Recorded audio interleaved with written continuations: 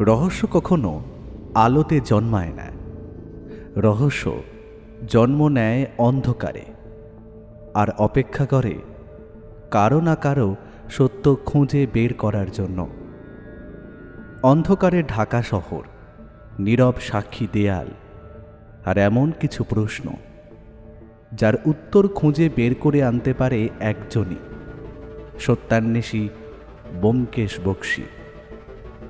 আপনিও যদি ব্যোমকেশ বক্সীর সত্যান্বেষণ ভালোবাসেন, যদি রহস্যের গন্ধ আপনার শিরায় রোমাঞ্চ নিয়ে আসে, তাহলে আপনি একদম সঠিক জায়গাতেই এসেছেন। আমাদের চ্যানেল যদি আপনি প্রথমবারের জন্য শোনেন, তাহলে এক্ষুনি কিন্তু আমাদের চ্যানেলটিকে সাবস্ক্রাইব করুন এবং পাশে থাকা বেল আইকনে ক্লিক করে নোটিফিকেশন অন করে নিন, যাতে নতুন গল্প এলে সবার আগে আপনি জানতে পারেন। আকাশে তখন বর্ষার মেঘ জমেছে, আর কিছুক্ষণ পরেই মুষলধারে বৃষ্টি হবে, সে নিয়ে কোনো অনিশ্চয়তা নেই। বেশ কদিন ধরে এরকমটাই চলছে। না, আষাঢ় মাস নয়, এ হলো জ্যৈষ্ঠ মাসের বৃষ্টি। তবে এটা ঠিক যে এরকম একটা বৃষ্টিমুখর দিনে গরম গরম খিচুড়ি আর বেগুন ভাজা খেতে জম্পেশ লাগে। খাবার শেষে কম্বল মুড়ি দিয়ে ভূতের গল্পের বই পড়াতে কিন্তু জুড়ি নেই। ছোটবেলার দিনগুলো মনে পড়লে এই মনটা কেমন যেন আনন্দে নেচে ওঠে। ব্যোমকেশ আজ পুঁটি নামকে খিচুড়ি বানাতেই বলেছে। ওদিকে রান্না হচ্ছে, কিন্তু আমাদের বসার ঘরে তখন অন্য এক তাত্ত্বিক ঝড় বইছে। পুঁটিরাম আমাদের দুজনকে চা দিয়ে গেছে অনেক আগেই। বুঝলে ব্যোমকেশ, সমাজ যতই এগোচ্ছে, অলৌকিকতা নিয়ে মানুষের আদিম কৌতূহল কিন্তু কমছে না। আমার কথা শুনে ব্যোমকেশ হাতের পত্রখানা সামনের টেবিলে রেখে বলল, কৌতূহল? হ্যাঁ, ভূত নিয়ে কৌতূহল তো আছে বটেই, আমারও কিন্তু কম নেই। হ্যাঁ, তা ঠিক বলেছ। সমসাময়িক কালের বড় বড় বিজ্ঞানীরাও তো এ নিয়ে কম মাথা ঘামাননি। যেমন ধরো বিখ্যাত বিজ্ঞানী স্যার অলিভার লজ বা উইলিয়াম ক্রুকসের মতো মানুষেরা তো রীতিমতো পরীক্ষা নিরীক্ষা করে দেখিয়েছেন যে মানুষের মৃত্যুর পরও এক ধরনের শক্তির অস্তিত্ব থেকে যায়, যাকে তাঁরা ওই এথারিয়াল বডি বা বায়বীয় শরীর বলছেন। আবার থিওসফিক্যাল সোসাইটির মতো আধ্যাত্মিক মতাদর্শে বিশ্বাসীরা মনে করেন যে মানুষের তীব্র কামনা বা অপূর্ণ ইচ্ছাগুলো মৃত্যুর পরও এক ধরনের সূক্ষ্ম তরঙ্গে মহাবিশ্বে ভেসে বেড়ায়, যাকে সাধারণ মানুষ ভূত বলে ভুল করে। আমার কথা শুনে ব্যোমকেশ চেয়ারে হেলান দিয়ে মুচকি হাসল। তার তীক্ষ্ণ চোখ দুটোতে খেলা করে গেল এক অদ্ভুত অভিব্যক্তি। বিজ্ঞানীদের প্রতি সম্মান রেখেই বলছি অজিত, বিজ্ঞান যেখানে শেষ হয়, মনস্তত্ত্ব সেখান থেকেই শুরু হয়। আধুনিক মনস্তত্ত্ববিদরা কিন্তু একে অডিটরি বা ভিজুয়াল হ্যালুসিনেশন বলেই ব্যাখ্যা করেন। যখন কোনো মানুষ তীব্র ভয়, অপরাধ বোধ কিংবা কোনো নির্দিষ্ট প্রাচীন বিশ্বাসের মুখোমুখি হয়, তখন তার অবচেতন মনই চারপাশের সাধারণ শব্দ বা বাতাসকে ভূতের রূপ দিয়ে সামনে খাড়া করে। তার মানে তুমি বলতে চাইছো যে ভূত বলে আসলে কিছু নেই? অন্তত আমার তো তাই মনে হয়। আসলে সব অলৌকিক ঘটনার পেছনেই একটা অত্যন্ত লৌকিক এবং বৈজ্ঞানিক সত্য লুকিয়ে থাকে। যুক্তি দিয়ে সবটা ভালো করে দেখলে সমস্ত সন্দেহ এবং কৌতূহলগুলো কিন্তু পরিষ্কার হয়ে যায়। আসলে ভূত নামটা শুনলে সবার মনের মধ্যে এমন একটা আতঙ্ক তৈরি হয় যে এটা নিয়ে আর কেউ সঠিকভাবে তদন্তই করতে চায় না। কেউ একে মনের ভুল বলেছেন, কেউ আবার বলেছেন প্রকৃতির কোনো অজানা শক্তির খেলা। ব্যোমকেশের কথাগুলো শোনার পর আমি ওকে স্পষ্টভাবে একটা প্রশ্ন করলাম, আচ্ছা, তুমি ভূতে বিশ্বাস করো? আমার কথা শুনে ব্যোমকেশ মুচকি হাসল। বিজ্ঞানীরা কি বলেছেন জানি না অজিত, তবে আমি তো ভূতে বিশ্বাস করি না। কিন্তু ভূত বলে যদি কিছুই না থাকবে, তবে এত মানুষের মুখে মুখে কেন এই আলোচনা ঘোরে? কেন কিছু নির্দিষ্ট জায়গা নিয়ে মানুষের মনে এত ভয়? ব্যোমকেশ কিছু একটা বলতে যাচ্ছিল, ঠিক তখনই ঘরের কোণে রাখা টেলিফোনটা সশব্দে বেজে উঠল। ব্যোমকেশ এগিয়ে গিয়ে রিসিভারটা তুলে কানে দিল। হ্যালো, ব্যোমকেশ বক্সী বলছি। তারপর অপর প্রান্তের ব্যক্তি হয়তো কিছু একটা বলছিলেন, আমি যেন শুনতে পাই, তার জন্য ব্যোমকেশ আমাকে ইশারা করলো। আমি ওর কথা মতো চেয়ার ছেড়ে উঠে গিয়ে দাঁড়ালাম ওর পাশে। অপর প্রান্তের ব্যক্তির কিছু কথা অস্পষ্টভাবে আমি শুনতে পাচ্ছিলাম। অপর প্রান্ত থেকে একটা কাঁপা কাঁপা অত্যন্ত ভীত কণ্ঠস্বর ভেসে এলো। নমস্কার ব্যোমকেশ বাবু, আমি আমি উত্তরবঙ্গের সিলকাপাড়া গ্রাম থেকে বলছি। ওই আপনার পূর্ব পরিচিত রমেন বাবু আছেন না, ওনার কাছ থেকে আমি আপনার এই টেলিফোন নম্বরটা জোগাড় করেছি। হ্যাঁ, হ্যাঁ বলুন, কি হয়েছে? আগে আমার নাম হইল কি হরিপদ রায়। নমস্কার হরিপতবাবু, বলুন আমি আপনাকে কিভাবে সাহায্য করতে পারি? ব্যোমকেশ বাবু, আমি এক চরম বিপদে পড়ে আপনারে টেলিফোন করছি। আগে আমার জোয়ান ছেলেটা গত 4 দিন ধরে কোথাও খুঁজে পাওয়া যাচ্ছে না। সে একেবারে নিখোঁজ হয়ে গেছে। 4 দিন ধরে নিখোঁজ? পুলিশে খবর দিয়েছিলেন? আগে হ্যাঁ ব্যোমকেশ বাবু, পুলিশে জানাইছিল, কিন্তু পুলিশ কোনো রকমে সাহায্য করতে পারছে না। ছেলেটা হরিপতবাবু, আপনি আগে শান্ত হন। আমাকে বলুন তো, আপনার ছেলের বয়স কত আর কি করতো? আমার ছেলে মাদ্রাসে কাজ করত, বয়স এই 21 কি 22 বছর হবে। এই কিছুদিন আগেই সে গ্রামে ফিরেছে, কিন্তু তার না সমস্ত ব্যাপারে বড্ড বেশি কৌতূহল ছিল। কৌতূহল? কিসের? যে কোনো বিষয় নিয়ে ওর প্রচন্ড কৌতূহল। আমাদের গ্রামে একটা পুরনো জমিদার বাড়ি আছে, যা প্রায় গত 40 বছর ধরে পরিত্যক্ত অবস্থায় পড়ে রয়েছে। গ্রামের প্রত্যেকেই জানে যে ওই বাড়িতে ভয়ঙ্কর একটা ভূতের উপদ্রব আছে। সেই কারণে ওই বাড়ির আশেপাশে দিনের বেলাতেও কেউ যায় না। এমনকি ভুল করে কোনো গরু ছাগল যদি ওই সীমানায় ঢুকে পড়ে, তবে সেগুলো আর কোনো দিনও ফিরে আসে না ব্যোমকেশ বাবু। ব্যোমকেশ ভ্রু কুঁচকে শুনছিল, কোনো মন্তব্য করলো না। আজকে আমার ছেলেটা এইসব ভূত প্রেত একদমই বিশ্বাস করতো না। সে ওই জমিদার বাড়ির রহস্য ভেদ করার জন্য এক প্রকার জেদ ধরেছিল। আমরা তাকে বহুবার বারণ করেছিল, কিন্তু সে আমাদের অলক্ষ্যে 4 দিন আগে এক রাত্রির বেলায় ওই জমিদার বাড়ির দিকে যায়। মাঠের কয়েকজন চাষি তাকে শেষবারের মতো ওই দিকেই যেতে দেখেছিল। তারা তাকে চিৎকার করে অনেকবার বারণও করেছিল, কিন্তু সেদিন ছেলে তো ওদের কথাও শোনেনি। তারপর থেকে আর 4 দিন হয়ে গেল সে আর বাড়ি ফেরেনি। পুলিশ ওই বাড়িতে তল্লাশি চালায়নি? পুলিশ তো ভূতের ভয়ে ওই রাজবাড়ির চৌকাঠ পার হইতেই রাজি নয় বাবু। গ্রামের মানুষের বিশ্বাস, যেই ওই বাড়িতে পা রেখেছে বা রহস্য উদ্ঘাটন করতে গেছে, সে হয় পাগল হয়ে গেছে, নয়তো ভয়ে অসুস্থ হয়ে মারা গেছে। শুধু তাই নয় ব্যোমকেশ বাবু, এই রাতের বেলায় ওই পরিত্যক্ত বাড়ি থেকে নাকি নুপুরের আওয়াজ বের হয়, অদ্ভুত সব চিৎকার করে আর খিলখিল করে সব হাসে নাকি। এরকম শব্দ নাকি গ্রামের অনেকেই শুনেছে। আবার অনেকে নাকি ওই সাদা শাড়ি পরা এক মহিলাকেও ওই বাড়ির আশেপাশে ঘুরে বেড়াইতে দেখেছে। হ্যাঁ ব্যোমকেশ বাবু, এখন কি করি আমি? ছেলেটা আমার গেল গিয়া। ব্যোমকেশ আমার দিকে তাকালো। আমিও অত্যন্ত মনোযোগ দিয়ে ফোনের কথাগুলো শোনার চেষ্টা করছিলাম। ব্যোমকেশ বাবু, সত্যি কথা বলতে আমার ছেলেকে নিয়ে আমি চরম দুশ্চিন্তায় আছি। কারণ ঠিক 2 দিন আগে আমাদের গ্রামেরই এক অত্যন্ত প্রভাবশালী এবং ধনী ব্যবসায়ী, যিনি 4 দিন আগে আমার ছেলের নিখোঁজ হওয়ার পর কৌতূহলী হয়ে ওই জমিদার বাড়ির দিকে খোঁজ নিতে গিয়েছিলেন, তাকে ওই বাড়ির কাছেরই একটা বাগানে ঝুলন্ত অবস্থায় পাওয়া গেছে। হ্যাঁ ব্যোমকেশ বাবু।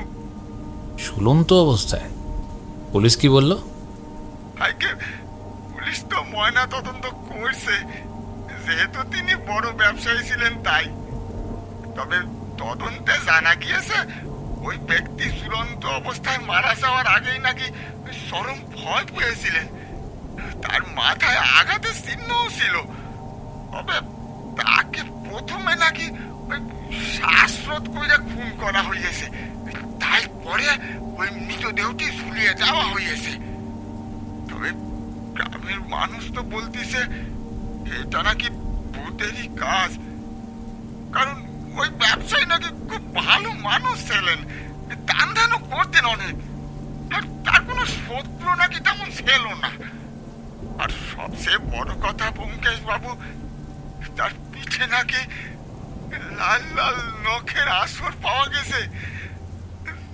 আপনি বলেন ব্যোমকেশ বাবু, যে কোনো মানুষের পক্ষে কি এইরকম করা সম্ভব? হ্যাঁ হরিপদবাবু, মানুষের পিঠে আঁচড় বা খুন করার পেছনে মানুষেরই হাত থাকে, ভূতের নয়। এর মধ্যে নিশ্চয়ই কোনো গভীর ষড়যন্ত্র আছে। আইকে তা জানি না বাবু, তবে আজ সকালে আমাদের পাশের গ্রামের এক নায়েব ভবেশ বাবু হঠাৎ নিখোঁজ হয়েছেন। তিনিও ওই জমিদার বাড়ি নিয়ে খোঁজ খবর করতেছিলেন। ব্যোমকেশ বাবু, আমার মনে হচ্ছে তাকেও মনে হয় আর জীবিত পাওয়া যাবে না। আর দেখেন, আমি এক বৃদ্ধ মানুষ, কলকাতায় গিয়ে আপনার সাথে সাক্ষাৎ করবার মতো ক্ষমতা আমার নেই। আপনি দয়া করে আমাদের গ্রামে একটিবার আসুন ব্যোমকেশ বাবু, একটিবার আসুন। আমার ছেলেটারে আপনি বাঁচান ব্যোমকেশ বাবু। ঠিক আছে হরিপদবাবু, আপনি শান্ত হন, আমরা আসছি। আপনাদের গ্রামের নাম আর ঠিকানাটা আমাকে একটু বলুন। ঠিকানা লিখে নিয়ে ব্যোমকেশ ফোনটা নামিয়ে রাখলো। কি করবে ভাবছো ব্যোমকেশ? ব্যোমকেশ একটা সিগারেট ধরিয়ে শান্ত গলায় বলল,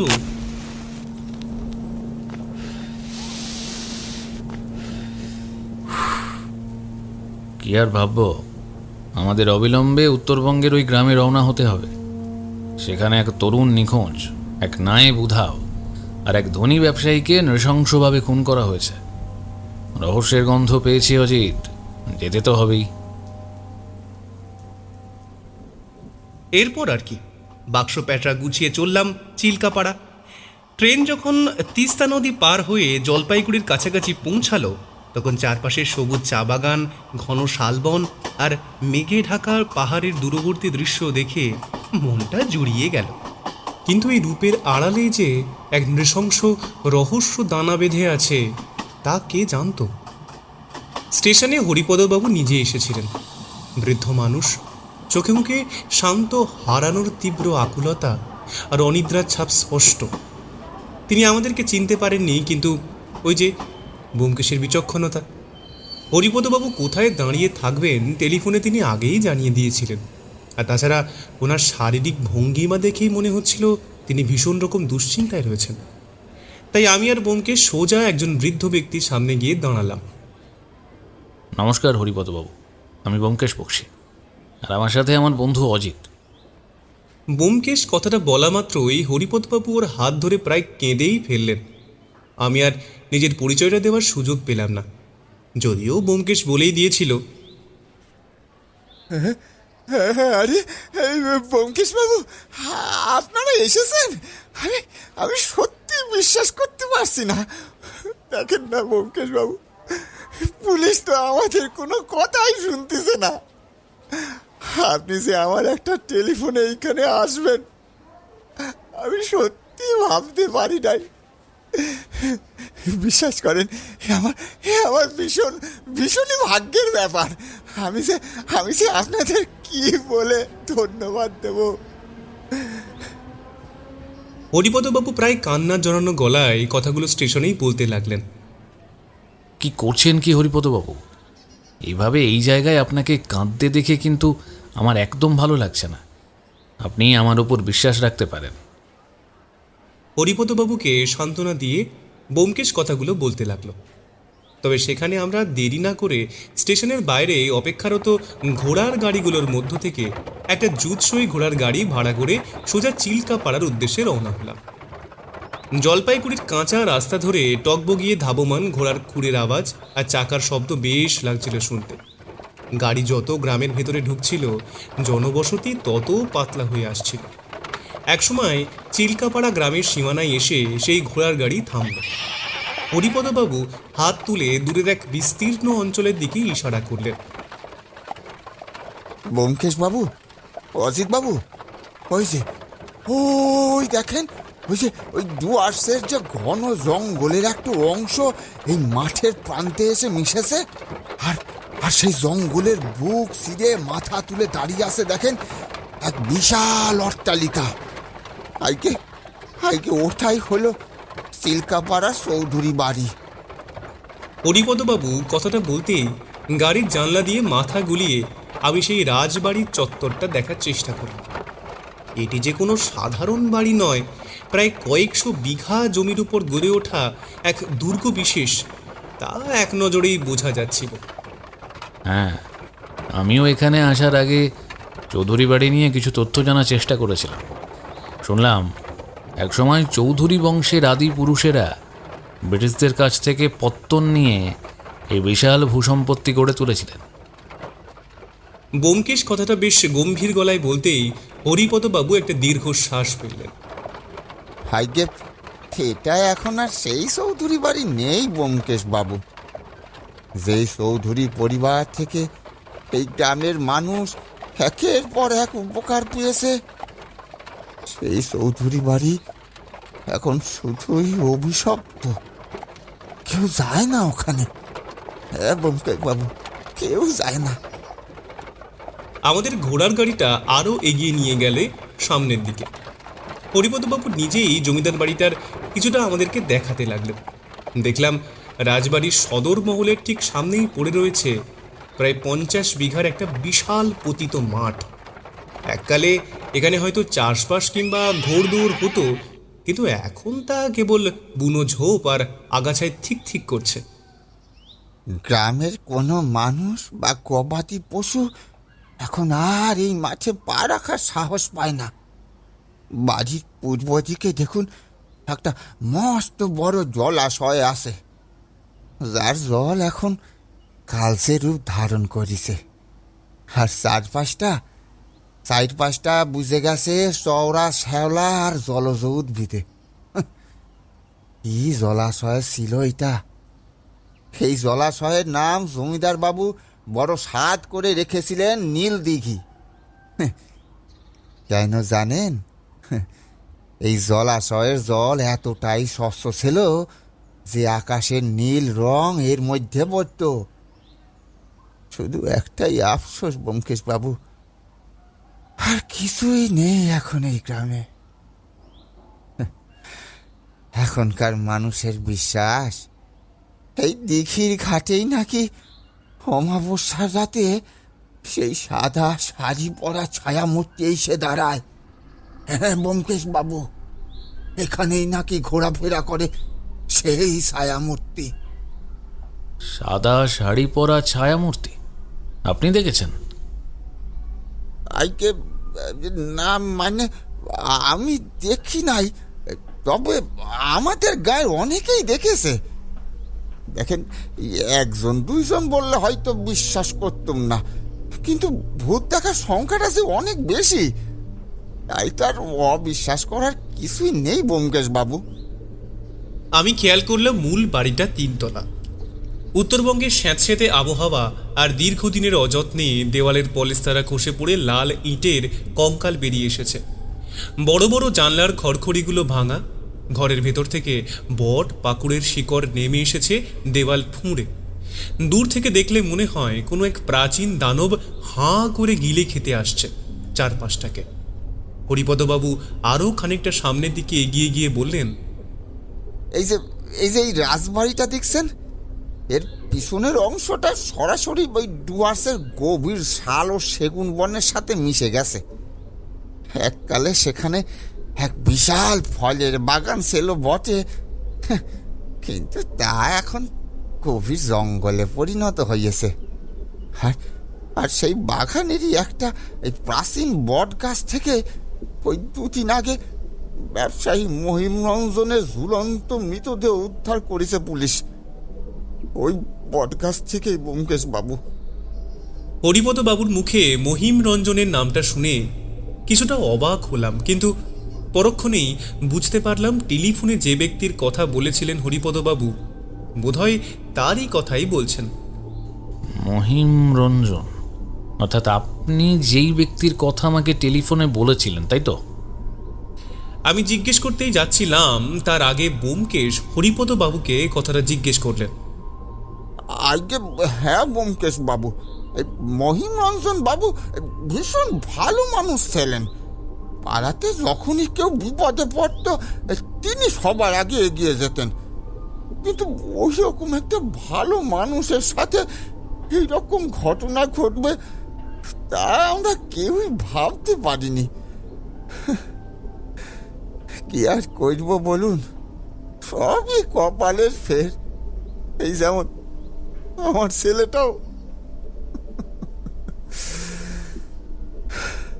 হরিপদবাবুর কথাটা শোনার পর আমার মনে হলো ব্যোমকেশ বুঝি আরও কিছু জিজ্ঞেস করবে, কিন্তু না, ওকে দেখলাম বেশ খানিকটা জঙ্গলের দিকে এগিয়ে গিয়ে চুপ করে দাঁড়িয়ে রইল।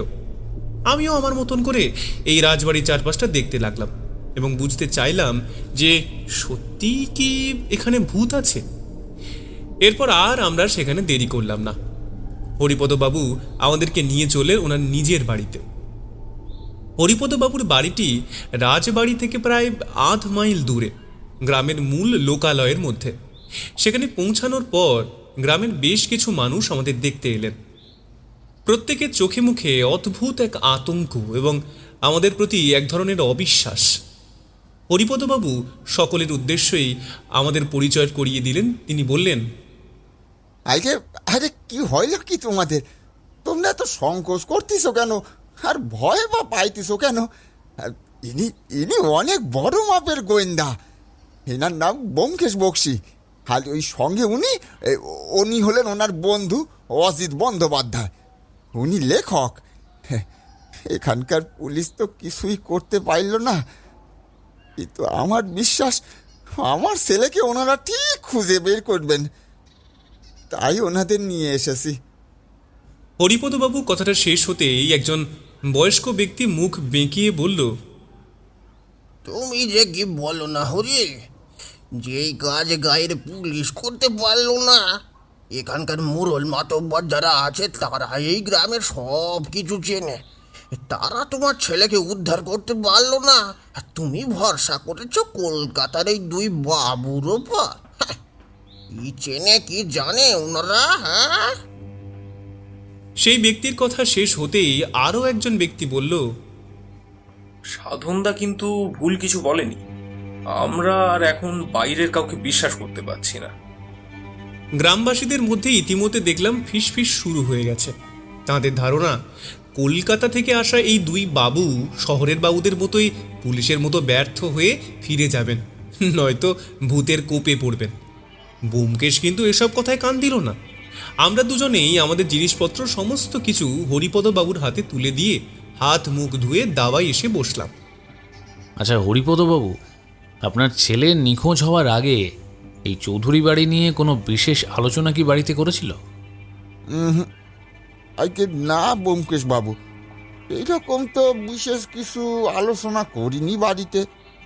তবে সে মাদ্রাজে মেকানিক্যাল লাইনে কাজ করত, যন্ত্রপাতি নিয়েই তার বড় নাড়াচাড়া। সে গ্রামে ফেরার পর থেকেই বলতো এই আধুনিক যুগে নাকি কোনো ওই ভূত প্রেত থাকতে পারে না। জমিদার বাড়ির ছাদ থেকে নাকি সে রাতের বেলায় এক ধরনের অদ্ভুত হলুদ আলো জ্বলতে দেখেছিল। হ্যাঁ ব্যোমকেশ বাবু, আইকে গ্রামের মানুষ ওই আলোটাকেই প্রেতাত্মার আলোই বলতো। কিন্তু আমার ছেলে বলেছিল ওটা নাকি কোনো ওই পিদিমের আলো। সেই আলোটার উৎস খুঁজতেই সে ওই রাতে বাড়ি থেকে বের হয়, তারপর আর ফেরেনি কো। আপনার ছেলের নাম কি? আজকে আমার ছেলের নাম হইল গিয়ে হিরণময়, তবে আমরা সবাই ওকে এই হিরু বললেই ডাকি। বড্ড চঞ্চল আমার ছেলেটা। ব্যোমকেশ বাবু, দয়া করে আমার ছেলেকে খুঁজে দিন। ব্যোমকেশ বাবু, খুঁজে দিন আপনি। ওই ওই একটা মাত্র ছেলেই তো আমাদের সম্বল। আমার আমার কিছু হয়ে গেলে আমার স্ত্রীকে কে দেখবে? আর আমার ছেলের কিছু হয়ে গেলেও যে আমরা নিঃসন্তান হয়ে যাব স্বামী স্ত্রীতে। ব্যোমকেশ বাবু, আপনি আমার ছেলেটারে খুঁজে দেন। ব্যোমকেশ বাবু, খুঁজে দেন। হরিপদ বাবুর কথা শুনে ব্যোমকেশ দেখলাম বেশ গম্ভীর হয়ে গেল, তবে সে আর বিশেষ কিছু বলল না। দুপুরের খাবার সেরে ওকে দেখলাম উঠোনের আম গাছটার নিচে দাঁড়িয়ে জঙ্গলটার দিকে তাকিয়ে আছে। বেশ ঠান্ডা হাওয়া বইছিল এই সময়। এখন আর বৃষ্টিটা নেই যেমনটা কলকাতায় ছিল। অজিত, তাহলে আর বসে থেকে লাভ নেই, চলো। দিনের আলো থাকতে থাকতেই একবার চৌধুরী বাড়ির চারপাশটা ঘুরে দেখে আসি। মৃত ব্যবসায়ী মহিমবাবুর ঝুলন্ত দেহ যেখানে পাওয়া গিয়েছিল সেই জায়গাটাও আবার আমাদের দেখতে হবে। কিন্তু ব্যোমকেশ, আমরা তো আসার পথে সেখানে গিয়েছিলাম, আবার কেন? হ্যাঁ, আসার সময় দেখে এসেছি, কিন্তু তখন হরিপদবাবু ছিলেন। আমরা যেই কাজে এসেছি সেই তদন্ত কি আদৌ হয়েছে? আমরা এসেছি হিরণময়কে খুঁজতে, তার সন্ধান তো আমাদের পেতে হবে নাকি? আর তাছাড়া আমরা তখন রাজবাড়ির ভেতরে ঢুকিনি, রাস্তার বাইরে দাঁড়িয়ে শুধু বাগানটার ভেতরে ঢুকেছিলাম। ব্যোমকেশের কথাটা অবশ্য ঠিক। আমরা তখন মিনিট 5 মতন সেখানে ছিলাম, আর সেই সময়ের মধ্যেই যা কিছু দেখেছি সেটা আমাদের তদন্তের জন্য যথেষ্ট নয়। তাই আর বেশি দেরি করলাম না, বেরিয়ে পড়লাম দুজনে। আমি আর ব্যোমকেশ যখন চৌধুরী বাড়ির সামনে সেই অভিশপ্ত সীমানার দিকে পা বাড়ালাম, তখন দুপুরের রোদ পড়ে এসেছে। ডুয়ার্সের জঙ্গল থেকে একটা হিমেল হাওয়া এসে আমাদের সারা শরীরকে শীতল করে দিচ্ছিল। চৌধুরী বাড়ির সিংহদুয়ার পার হতে মনে হলো আমরা এক অন্য জগতে প্রবেশ করলাম। বাইরের চড়া রোদটা যেন এই বিশাল ভাঙা ফটকের ভেতরে ঢোকার সাহস পাচ্ছিল না। চারিদিকে এক থমথমে নিস্পন্দ নীরবতা। আমরা এবারে সদর দরজা দিয়েই ঢুকছিলাম, তবে হরিপদ বাবুর সঙ্গে যখন এসেছিলাম তখন আমরা অন্যদিকে রাস্তা দিয়ে ঢুকেছিলাম, তাই নীল দিঘিটা আমাদের থেকে অনেকটা দূরে ছিল। ডুয়ার্সের জঙ্গল থেকে ধেয়ে আসা বাতাস যখন রাজবাড়ির ভাঙা জানলার খড়খড়িগুলিতে ধাক্কা খাচ্ছিল, তখন এক ধরনের কান্নার মতো সুর তৈরি হচ্ছিল, যা রীতিমতন দুর্বল মানসিকতার মানুষকে ভয় পাইয়ে দেবেই। আমাদের পায়ের নিচে পড়ে থাকা শুকনো পাতার মচমচ শব্দটা ছাড়া এই তল্লাটে আর কোনো প্রাণের অস্তিত্ব আছে বলে মনে হচ্ছিল না। ব্যোমকেশের হাঁটার গতি অত্যন্ত ধীর, তার তীক্ষ্ণ চোখ দুটো শিকারী বেড়ালের মতো মাটির উপর ঘুরছিল। সে প্রতিটি ধূলিকণা, প্রতিটি ভাঙা ইটের টুকরো, এমনকি দেওয়ালের ফাটল বেয়ে নেমে আসা বট পাকুড়ের শিকড়গুলোকেও খুঁটিয়ে দেখছিল। আমি কিছুটা ইতস্তত করে তার ঠিক এক পা পেছনে চলছিলাম। আমরা প্রথমে এগোলাম রাজবাড়ির পেছনের সেই আমাজন জঙ্গলের মতো দুর্ভেদ্য বাগানের দিকে, যেখানে দুদিন আগে ব্যবসায়ী মহিম রঞ্জনের ঝুলন্ত মৃতদেহ উদ্ধার করা হয়েছিল। বড় বড় প্রাচীন শাল, সেগুন আর মহুয়া গাছের ঘন পাতা ভেদ করে সূর্যের আলো মাটিতে পৌঁছাতে পারছে না, আর ঠিক সেই কারণেই এই জায়গাটা বেশ ঠান্ডা। আলো আঁধারির এক অদ্ভুত মায়াবী পরিবেশ চারিদিক। স্যাঁতস্যাঁতে মাটির বুক থেকে একটা ভ্যাপসা পচা পাতার গন্ধ আমাদের নাকে আসছিল। ব্যোমকেশ কোনো কথা না বলে হনহন করে সেই প্রাচীন জটা নেমে আসা বটগাছটার দিকে এগিয়ে গেল। গাছটার আকার এতটাই বিশাল যে মনে হয় যেন কোনো আদিম দানব হাত পা ছড়িয়ে বসে আছে। গাছটার নিচে আসতেই এক ধরনের হিমেল হাওয়া আমাদের শির দাঁড়াবেই নেমে গেল। ব্যোমকেশ গাছের গুঁড়িটার চারপাশটা এক চক্কর ঘুরে দেখল। তারপর সে ওপরের দিকে একটু নিচু মোটা ডালের দিকে তাকালো। কিছু বুঝলে অজিত? ব্যোমকেশের আচমকা এমন প্রশ্নে আমি কিছুটা ঘাবড়ে গেলাম।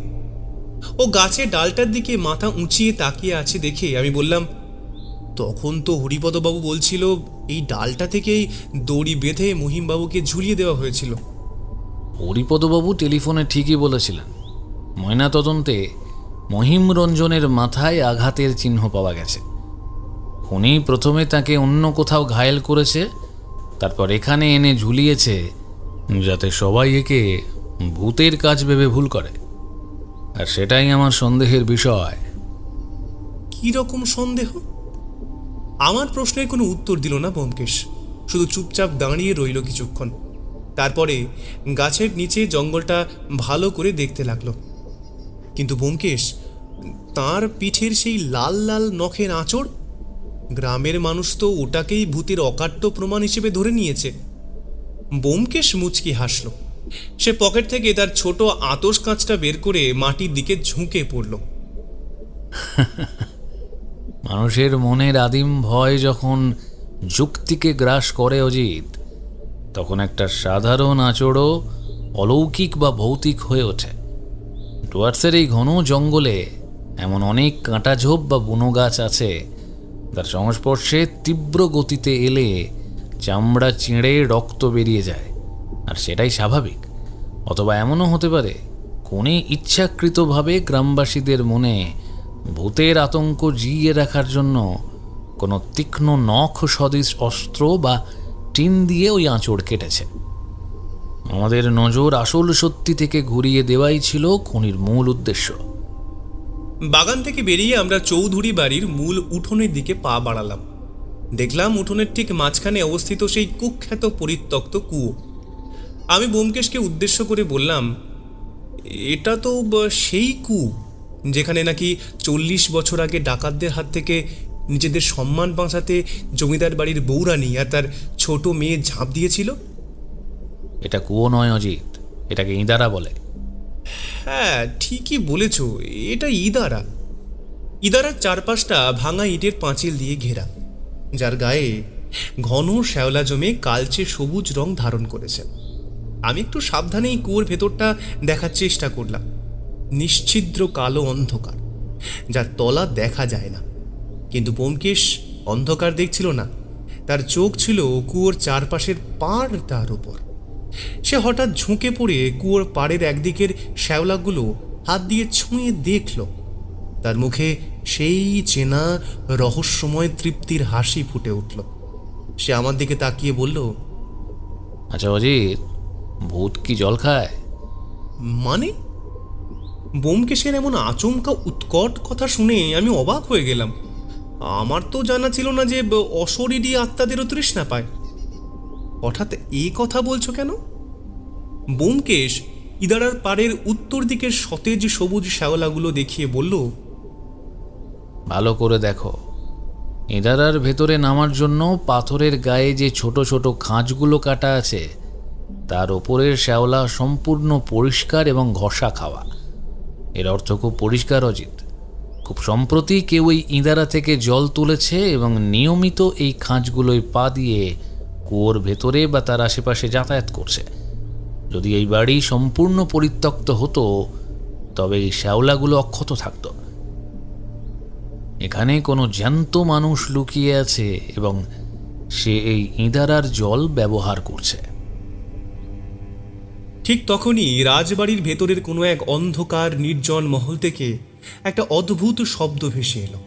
একটা চাপা, দীর্ঘ এবং যন্ত্রণা কাতর আর্তনাদ। এটা কিসের আওয়াজ হলো বলো তো অজিত? ব্যোমকেশের কথা শুনে আমি বেশ কিছুক্ষণ চুপ করে থেকে আওয়াজটা বোঝার চেষ্টা করলাম। যা বুঝলাম, শব্দটা কোনো মানুষের নয়, আবার ঠিক বন্য কোনো হিংস্র পশুর গর্জনও নয়। আওয়াজটা কেমন যেন একটা অদ্ভুত রকমের, হয়তো আমাদেরকে ভয় দেখানোর জন্যই এমন আওয়াজ করছিল কেউ। ব্যোমকেশ একটা দীর্ঘশ্বাস ফেলে পকেট থেকে দেশলাই বের করে একটা সিগারেট ধরালো। ধোঁয়া ছেড়ে সে বিড়বিড় করে বলল, আর্তনাদটা কোনো ভৌতিক কিছু নয় অজিত, কোনো চতুষ্পদ স্তন্যপায়ী প্রাণীর। আর ডাকটা এসেছে এই রাজবাড়ির একদম ভেতর থেকে। হরিপদবাবু ফোনে বলেছিলেন না, এই চৌধুরী বাড়ির সীমানায় ভুল করে কোনো গরু ছাগল ঢুকে পড়লে তার আর কোনো দিন লোকালয়ে ফিরে আসে না। গ্রামবাসীরা ভাবে ভূত সেগুলোকে খেয়ে ফেলে, কিন্তু আমার মন বলছে পশুগুলো উধাও হয়ে যায় না, তাদের এই বিশাল দুর্গের ভেতরেই কোথাও আটকে রাখা হয়েছে। আর কেন রাখা হয়েছে সেটাই এখন সবথেকে বড় প্রশ্ন। কিন্তু কিন্তু ব্যোমকেশ, যদি ভেতরে সত্যিই কোনো হিংস্র খুনি বা ডাকাত দল লুকিয়ে থাকে, তবে আমাদের এভাবে খালি হাতে দিনের আলো নিভে যাওয়ার মুখে ভেতরে ঢোকা ঠিক হবে? মানে পুলিশকে সঙ্গে নিলে হতো না? ব্যোমকেশ আমার দিকে তাকিয়ে মুচকি হাসল, তার সেই চিরপরিচিত আত্মবিশ্বাসী হাসি। পুলিশকে সঙ্গে নিলে রহস্যের আসল পাখিটা খাঁচা ছেড়ে উড়ে যাবে অজিত। আর তাছাড়া সত্যান্বেষীর অভিধানে ভয় বলে কোনো শব্দ নেই। তবে হ্যাঁ, তুমি ঠিকই বলেছ, দিনের আলো ফুরিয়ে আসছে। ডুয়ার্সের এই জঙ্গলমহলে অন্ধকার নামে চোখের পলকেই। তাই যা করতে হবে আমাদের অতি সাবধানে করতে হবে। সেই রাজবাড়ি থেকে ফেরার পথে হাঁটতে হাঁটতে আমি বললাম, কিন্তু নিশিরাতে গ্রামের অত বড় প্রভাবশালী ব্যবসায়ী একা এই অভিশপ্ত বাগানে কেন আসবেন? হরিপদবাবু তো বললেন তার কোনো শত্রু ছিল না, তিনি দান ধ্যান করতেন। শত্রু ছিল না সেটা বাইরের মানুষের ধারণা অজিত। মানুষের অতীতের কোনো কালো অধ্যায় যদি হঠাৎ বর্তমানে এসে কড়া নাড়ে, তবে তার চেয়ে বড় শত্রু আর কেউ হয় না। আর নায়েব ভবেশবাবুর নিখোঁজ হওয়াটাও সেই একই সূত্রের পরবর্তী অংশ। দিনের আলো তখন সম্পূর্ণ মুছে গেছে। ব্যোমকেশ তার ঘড়ির দিকে তাকিয়ে বলল, রাত খুব তাড়াতাড়ি নামলো অজিত। আমাদের হরিপদবাবুর বাড়ি ফিরতে হবে। বৃদ্ধ মানুষটি আমাদের জন্য দুশ্চিন্তা করছেন। চলো অজিত, আজকের মতো চৌধুরী বাড়ির মাঠের সীমানা ত্যাগ করা যাক। তবে আমার কেন যেন মনে হচ্ছে যে সমস্ত রহস্যের জাল একই সূত্রে বাঁধা, আর এই বাধা কাটাতে বেশি দেরি নেই। আমরা যখন চৌধুরী বাড়ির সিংহদুয়ার পার হয়ে কাঁচা রাস্তার দিকে পা বাড়ালাম, তখন চারিদিকে প্রায় ঘুটঘুটে অন্ধকার নেমে এসেছে। হরিপদবাবুর দাওয়ায় যখন আমরা ফিরে এলাম, তখন রাত প্রায় 8:30। উত্তরবঙ্গের এই প্রত্যন্ত গ্রামে এই সময় মনে হয় যেন গভীর নিশীথ। চারপাশের ঘন জঙ্গল থেকে ঝিঁঝি পোকার একঘেয়ে ডাক আর দূরে বুনো জন্তুর অদ্ভুত আওয়াজ পরিবেশটাকে আরও রহস্যময় করে তুলেছিল। হরিপদবাবুর বাড়ির সামনে যেতেই দেখলাম গ্রামের বেশ কয়েকজন ব্যক্তি দাঁড়িয়ে রয়েছেন, আর আমাদেরকে সুস্থভাবে ফিরে আসতে দেখে তারা রীতিমতো অবাক। আরে আরে আপনারা সবাই ঠিক আছেন তো? কোনো বিপদ টিপদ হয়নি তো আপনাদের? আমরা তো বড় চিন্তায় পড়েছিলাম, আপনারা এত দেরি করছিলেন, তাই গ্রামের কয়েকজনকে ডেকেও রেখেছি আমি। আপনারা না এলে আমরা এক্ষুনি বের হতুম। হরিপদবাবু দুশ্চিন্তা মেশানো গলায় কথাগুলো বলতে লাগলেন। কিসের বিপদ হবে? তবে আপনারা এতদিন ধরে যে সাদা শাড়ি পরা ভূতকে দেখছিলেন, আমি কিন্তু তাকে দেখতে পাইনি। তবে দেখার আমার বড় স্বাদ, বুঝলেন? ব্যোমকেশের কথা শেষ হতেই আর একজন প্রতিবেশী বলল, সব কিছু নিয়ে মশকরা করতে নেই শহরের বাবু। ওই জমিদার বাড়ি সত্যিই অভিশপ্ত, আর আপনারা হিরুর খোঁজে এসেছেন। ওকে যে আর পাওয়া যাবে না সেটা আমরা ভালো করেই জানি।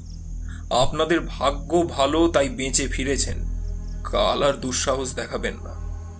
আপনারা শুধু শুধু ব্যতিব্যস্ত হচ্ছেন। বলছি তো, ওই জমিদার বাড়িতে এমন কিছু নেই যে আপনাদের ভয় পেতে হবে। আরে আরে না ব্যোমকেশ বাবু, আপনি জানেন না, ওই জমিদার বাড়ি সত্যি অভিশপ্ত। ওইখানে ওইখানে কাল থেকে আপনি সন্ধ্যের পরে হার যাবেন না, হার যাবেন না আপনি। আমার ছেলেটা তো গেছে, কিন্তু তার জন্য আপনাদের কোনো বিপদ হোক আমি চাই না, আমি চাই না ব্যোমকেশ বাবু। দয়া করে আপনারা কাল থেকে সন্ধ্যের পরে ওইখানে যাবেন না, আপনাদের আমি করো জোরে অনুরোধ করতেছি। হরিপদবাবু, একবার ভেবে দেখুন, আপনার ছেলে নিখোঁজ হওয়ার 5 দিন সম্পূর্ণ হয়ে গেছে, এখনো পর্যন্ত তার খোঁজ পাওয়া যায়নি। হতেও তো পারে সে এখনো বেঁচে আছে। আর তাছাড়া ওই জমিদার বাড়ির ভেতরে না গেলে আপনার ছেলেকে পাবো কি করে? ব্যোমকেশ বেশ অনেকটা সময় ধরে হরিপদবাবু এবং গ্রামের উপস্থিত লোকজনকে বোঝাতে লাগলো যে আমরা ঠিক আছি, আমাদের কোনো বিপদ হয়নি। একে একে গ্রামবাসীরা চলে যেতেই আমরা রাতের খাবার খেতে বসলাম। হরিপদবাবুর স্ত্রী আমাদের জন্য গরম লুচি আর আলুর চচ্চড়ি করে রেখেছিলেন। বৃদ্ধ দম্পতি হিরণ্ময়ের শোকে আহার নিদ্রা ত্যাগ করেছেন, কিন্তু আমাদের জন্য যত্নের কোনো ত্রুটি রাখেননি। তবে আমাদের মনের ভেতরে চৌধুরী বাড়ির সেই ইদারা আর পশুর আর্তনাদ এমনভাবে নাড়া দিচ্ছিল যে মুখের সামনে খাবার থাকলেও তা যেন ঠিক রুচ ছিল না। রাতের খাবার খেতে খেতে ব্যোমকেশ হঠাৎ হরিপদবাবুর দিকে তাকিয়ে জিজ্ঞেস করল, হরিপদবাবু, পাশের গ্রামের যে নায়েব ভবেশবাবু গতকাল সকালে নিখোঁজ হয়েছেন, তার পরিবারে আর কে কে আছেন? তার স্বভাব চরিত্র কেমন ছিল? আইকে ব্যোমকেশ বাবু, তার এক বিধবা বোন ছাড়া তো আর কেউই নেই। ভবেশ বাবু অবিবাহিতই ছিলেন। চৌধুরী বাড়ির জমি জমার পুরানো হিসেবপত্র খতিয়ান সবই তার নখ দর্পণে ছিল। জমিদার বংশ ধ্বংস হয়ে যাওয়ার পর তিনি এই অঞ্চলের ওই বড় বড় বাবুদের জমি কেনা বেচার কাজে সাহায্য করতেন। মৃত মহিম বাবুর সাথেও তার খুব ওঠা বসার দহরম মহরম ছিল, তবে লোকটা বড় হিসেবি আর চাপা স্বভাবের ছিলেন। মহিমবাবু এবং ভবেশবাবু দুজনেই চৌধুরী বাড়ির সাথে কোনো না কোনোভাবে যুক্ত। একজন বড় ব্যবসায়ী, অন্যজন পুরনো নায়েব। আচ্ছা হরিপদবাবু, এই চিল্কাপাড়া বা আশেপাশে এমন কোনো পুরনো মানুষ আছেন যিনি 40 বছর আগের সেই ডাকাতির ঘটনা নিজের চোখে দেখেছিলেন বা ভালো করে জানেন?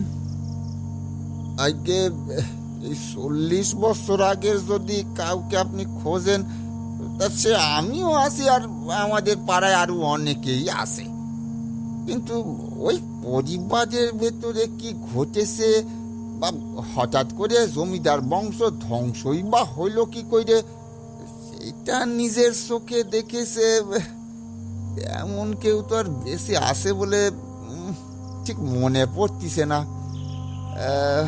না, সেরকম কেউ তো বেশি মনে হয় নেই এখন। তবে না না না না না না আছে আছে আছে আছে ব্যোমকেশ বাবু, একজন এখনো বেশি আছে, মনে পড়েছে।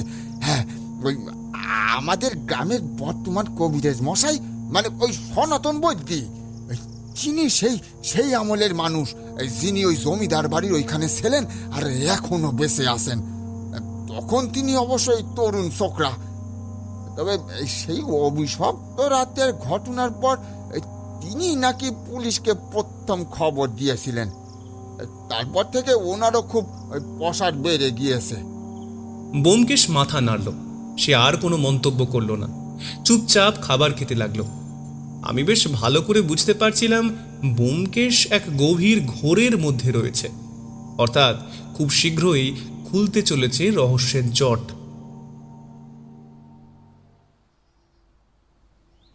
পরদিন সকালে হরিপদবাবুর চিৎকার শুনে আমাদের ঘুম ভাঙল, কারণ গ্রামে ঘটে গেছে এক মর্মান্তিক ঘটনা। চিল্কাপাড়ার পাশে গ্রামের এক চৌকিদার হন্তদন্ত হয়ে হরিপদবাবুর বাড়ি এসে হাজির হলো। তার মুখ ফ্যাকাশে, কপালে বিন্দু বিন্দু ঘাম। বাবু সর্বনাশ হয়ে গেছে, নায়েব ভবেশ বাবুর লাশ পাওয়া গেছে। কথাটা শোনা মাত্রই ব্যোমকেশ তড়াক করে বিছানা ছেড়ে উঠে দাঁড়ালো। তার চোখ দুটো তীক্ষ্ণ হয়ে উঠল। তারপর হন্তদন্ত হয়ে ঘর থেকে বাইরে বেরিয়ে এসে চৌকিদারকে জিজ্ঞেস করলো, কোথায় পাওয়া গেছে লাশ? আমাদের পাশের গ্রামের দিঘির ঠিক উল্টো দিকে যে বড় পুকুরটা আছে, সেই পুকুরেই ওনার লাশ ভাসছিল। সকালবেলা গায়ের লোক স্নান করতে গিয়ে দেখতে পায়।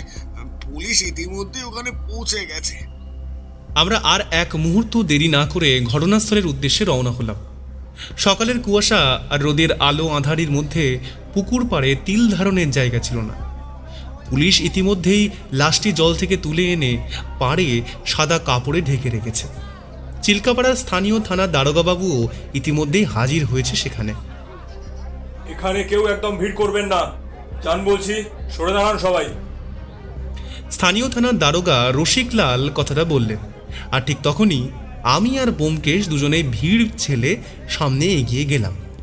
আমাদের দেখে রসিকলাল আবার বললেন, কি ব্যাপার, আপনারা এগিয়ে আছেন যে? আমি তো বললাম আপনারা এখান থেকে সরে দাঁড়ান, পুলিশের কাজে কিন্তু একদম বাধা দেবেন না।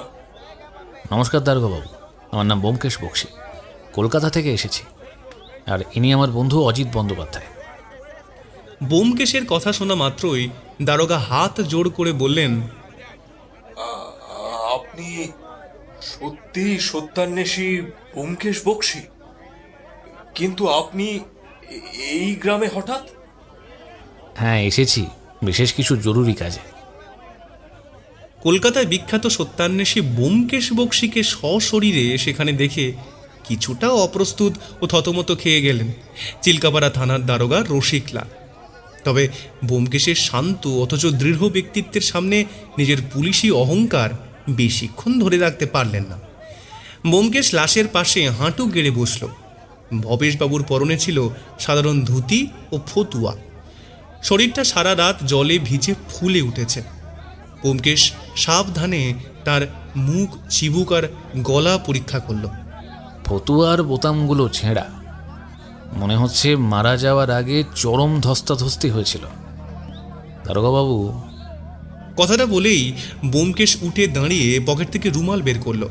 হাত মুছতে মুছতে বলল, মৃত ব্যবসায়ী মহিমবাবুর মতো এই লাশের শরীরেও কিন্তু একই ধরনের আঘাতের চিহ্ন স্পষ্ট। মাথায় কোনো ভারী বা ভোঁতা বস্তু দিয়ে আঘাত করা হয়েছে এবং দেখে মনে হচ্ছে মৃত্যু হয়েছে মূলত শ্বাসরোধের কারণে। খুন করা হয়েছে অন্য কোথাও। খুনের পর লাশটি প্রমাণ লোপাটের জন্য এই পুকুরের জলে ফেলে দেওয়া হয়েছে। হ্যাঁ, তা তো প্রাথমিক তদন্তে আমরাও ভাবছি, কিন্তু ব্যোমকেশ বাবু, গ্রামের লোক তো অন্য কথা বলছে। তারা বলছে সেই রাজবাড়ির সাদা শাড়ি পরা অলৌকিক মহিলাই নাকি একে মাঝরাতে টেনে নিয়ে গিয়ে জলে ডুবিয়ে মেরেছে।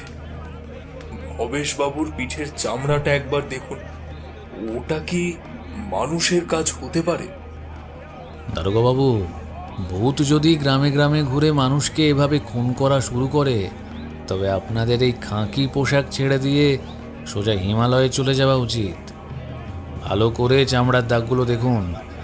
এই আঁচড় বা দাগ কোনো নখের নয়, এগুলো কোনো মোটা পাটের দড়ির দাগ, যা দিয়ে ওনাকে বেঁধে কোথাও আটকে রাখা হয়েছিল এবং পরে টেনে নিয়ে আসা হয়েছে। সেই কারণেই হয়েছে।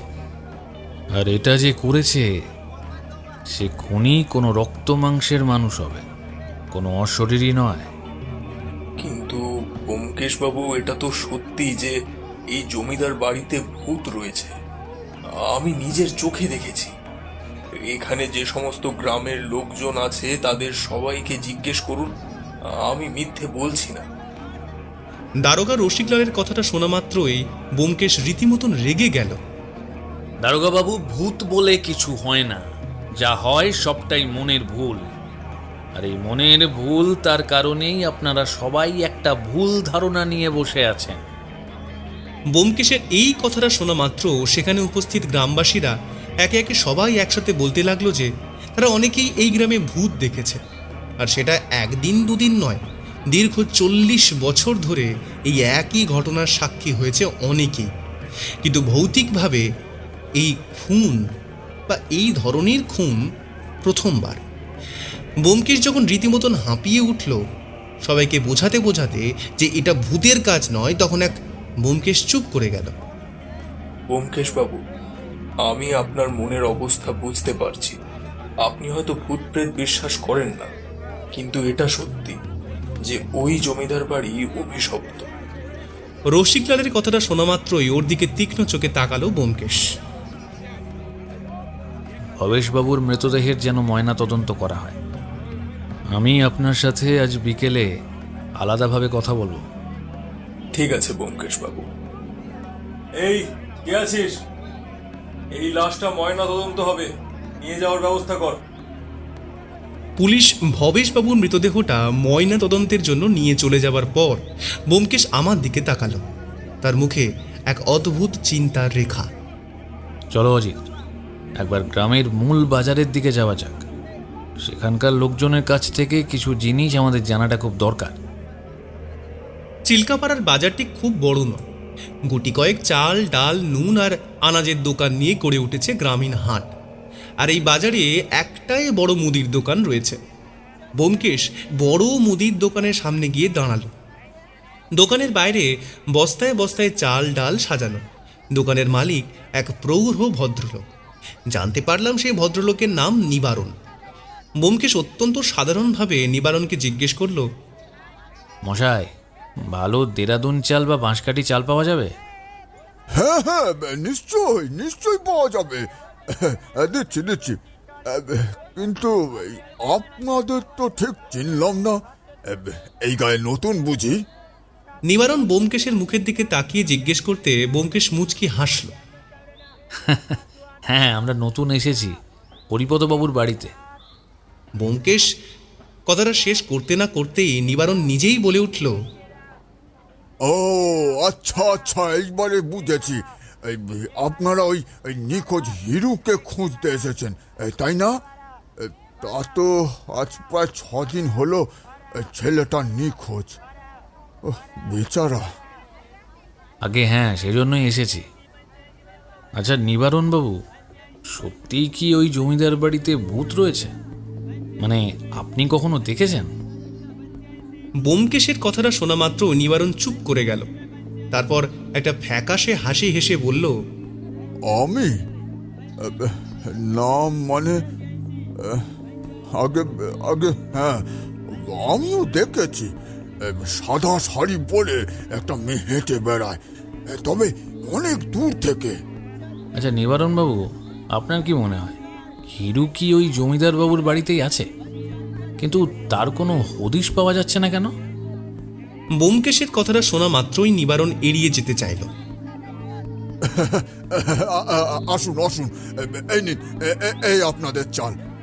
এই কলকাতার বাবুদের তো এই ভালো চালই দিতে হয় নাকি? হ্যাঁ, কিন্তু আজ বেশি দিতে পারলাম না। আসলে আমার দোকানের বড় মজুদ আপাতত শেষ হয়ে গেছে। পরে এলে আপনি আবার পাবেন, কোনো চিন্তা নেই। ঠিক সেই সময় এক স্থানীয় গাঁয়ের চাষি দোকানে এসে বলল, নিবারণদা, মাচা বাঁধার কাজ শেষ। এবার বাড়ির জন্য 5 কিলো ডাল আর 10 কিলো চাল মেপে দাও তো দেখি। না না, এই আজ আর হবে না ভাইয়া, একদমই হবে না। এই আজ চাল ডাল ফুরিয়ে গেছে সব। এই তুমি এক কাজ করো, এই 2 দিন পরে এসে নিয়ে যেও, কেমন? সে কি নিবারণদা, 2 দিন পর আসবো মানে? এই 2 দিন কি না খেয়ে থাকবো নাকি? এই 2 দিনের জন্য চাল ডাল নুন তেল যা লাগে নিয়ে যাও। তবে 2 দিন পরে এসে বাকিটা নিয়ে যেও। আমার কাছে যা ছিল সকালেই সব শেষ হয়ে গেছে, তাই বলছিলাম আর কি। সেই চাষি জোরাজুরি করল নিবারণের কাছে, কিন্তু নিবারণের সেই একটাই কথা, মজুদ শেষ। ব্যোমকেশের কান দুটো হঠাৎ খাড়া হয়ে গেল। সে অত্যন্ত সহজ ও কৌতূহলীভাবে জিজ্ঞেস করল, বলেন কি নিবারণবাবু, এই ছোট গ্রামের বাজারে এত চাল ডাল একেবারে কে কিনে নিল? গ্রামে কোনো বড় জমিদার বাড়ির ভোজ বা বিয়ে বাড়ি আছে নাকি? না বাবু, কোনো বিয়ে বাড়ি বা ভোজ নয়, এমনি আর কি মজুদ ঠিকঠাক নেই আর কি। আসুন না, আপনি যেটুকু চেয়েছেন আপনারটা আমি দিয়ে দিচ্ছি। নিন না, এই নিন। ব্যোমকেশ আর কথা বাড়ালো না। নিবারণের দোকান থেকে কিছুটা দূরে বাজারের এক নির্জন কোণায় এসে সে আমার কাঁধে হাত দিয়ে দাঁড়ালো। তার চোখে তখন শিকারি বাজের মতো চাউনি। অজিত, শিকারের আসল গন্ধ পাওয়া গেছে। তার মানে আজ রাতে আমাদের এক চরম নৈশ অভিযানে নামতে হবে অজিত, তৈরি থেকো। আমি ওর কথার কোনো অর্থ বুঝতে না পারলেও মুচকি হেসে ওকে আমি সায় জানালাম।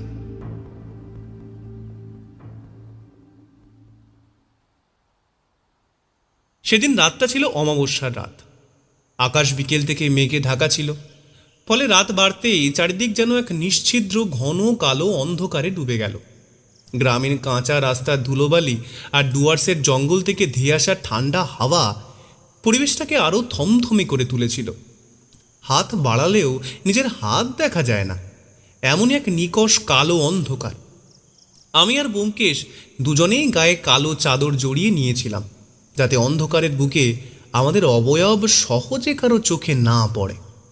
পকেটে দুটো শক্তিশালী টর্চ থাকলেও ব্যোমকেশের কড়া নির্দেশ ছিল, যতক্ষণ না সে নিজে বলবে ততক্ষণ কোনোভাবেই আলো জ্বালানো যাবে না। হরিপদবাবুর বাড়ি থেকে আমরা যখন নিঃশব্দে পা টিপে টিপে বের হচ্ছি, তখন ঘড়ির কাঁটা রাত 11:30 ছুঁয়েছে। বৃদ্ধ হরিপদবাবুকে আমরা আগেই বলে এসেছিলাম যে আমরা ঘরেই আছি এবং ক্লান্তির কারণে তাড়াতাড়ি ঘুমিয়ে পড়ব, যাতে গ্রামের কেউ আমাদের উপর নজর রাখতে না পারে। ব্যোমকেশ, অন্তত আমরা কি এটুকু জানতে পারি যে আমরা কোথায় যাচ্ছি আর কেন যাচ্ছি? নিজের কৌতূহল ধরে রাখতে না পেরে এরকম বাধ্য হয়েই আমি ব্যোমকেশকে জিজ্ঞেস করলাম। ধরে নাও ভূতের খাবারকে যোগান দেয় সেই রহস্য উদ্ঘাটন করতে এসেছি। ব্যোমকেশের কথা শুনে আমার রীতিমতন অবাক লাগলো।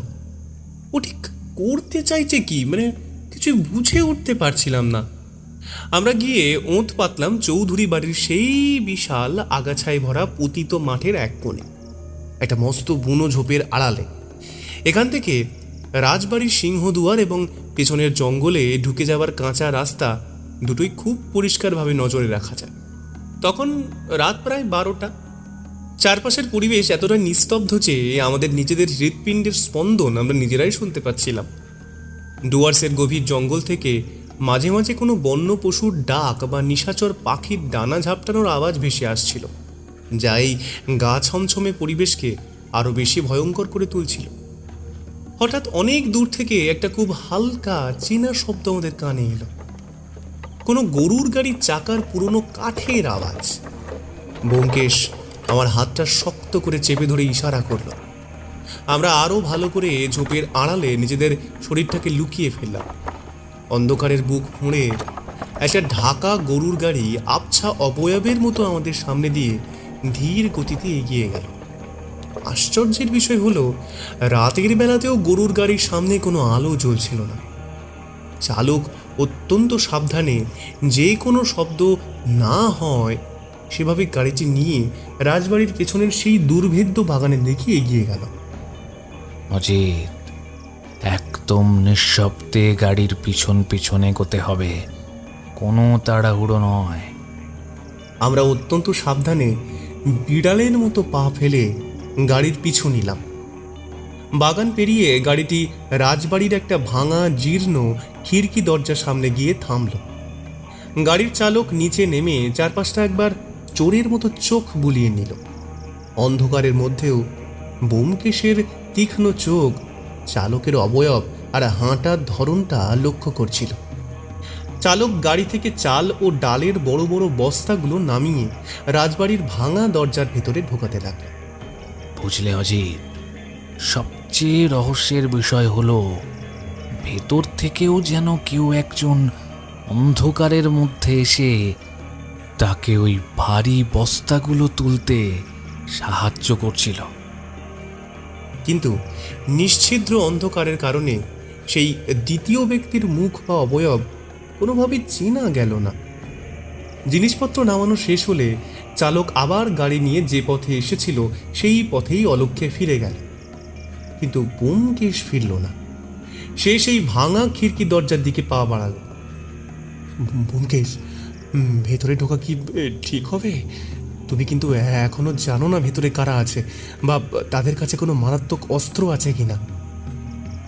ব্যোমকেশ অন্ধকারের মধ্যেই আমার কাঁধে একটা মৃদু চাপ দিয়ে বলল, ভয় পেও না অজিত, সত্যের মুখোমুখি হতে গেলে একটু ঝুঁকি নিতেই হয়। তবে মনে রেখো, ভেতরে গিয়ে আমরা শুধু দেখব, কোনো রকম হঠকারিতা করব না। আমরা সেই ভাঙা খিড়কি দরজা দিয়ে রাজবাড়ির ভেতরে প্রবেশ করলাম। ভেতরের অন্ধকারটা বাইরের চেয়েও অনেক বেশি ঘন ও স্যাঁতসেঁতে। চারপাশ থেকে নোনা ধরা দেওয়ালের গন্ধ আর চামচিকে ডানার খসখস শব্দ আসছিল। আমরা দেওয়ালে হাত ঠেকিয়ে খুব সাবধানে একটা করিডোর পার হতে লাগলাম। হঠাৎ ব্যোমকেশ থমকে দাঁড়ালো। সে ঝট করে আমার হাত ধরে একটা ভাঙা মোটা থামের আড়ালে টেনে নিল। সামনের একটা দীর্ঘ ভাঙা করিডোরের শেষ প্রান্তে মেঝের উপর একটা খুব সরু আলোর রেখা দেখা যাচ্ছিল। আলোটা খুব মৃদু, যেন কোনো প্রদীপ বা লণ্ঠনের আলো কোনো বন্ধ দরজার ফাটল দিয়ে গলে মেঝের উপর এসে পড়েছে। হরিপদবাবুর নিখোঁজ ছেলে হিরণময় ঠিক এই আলোটাই ছাদ থেকে দেখেছিল, যা গ্রামবাসীদের কাছে ছিল প্রেতাত্মার আলো। আমরা অত্যন্ত সাবধানে পা টিপে টিপে সেই আলোর রেখার দিকে এগোলাম।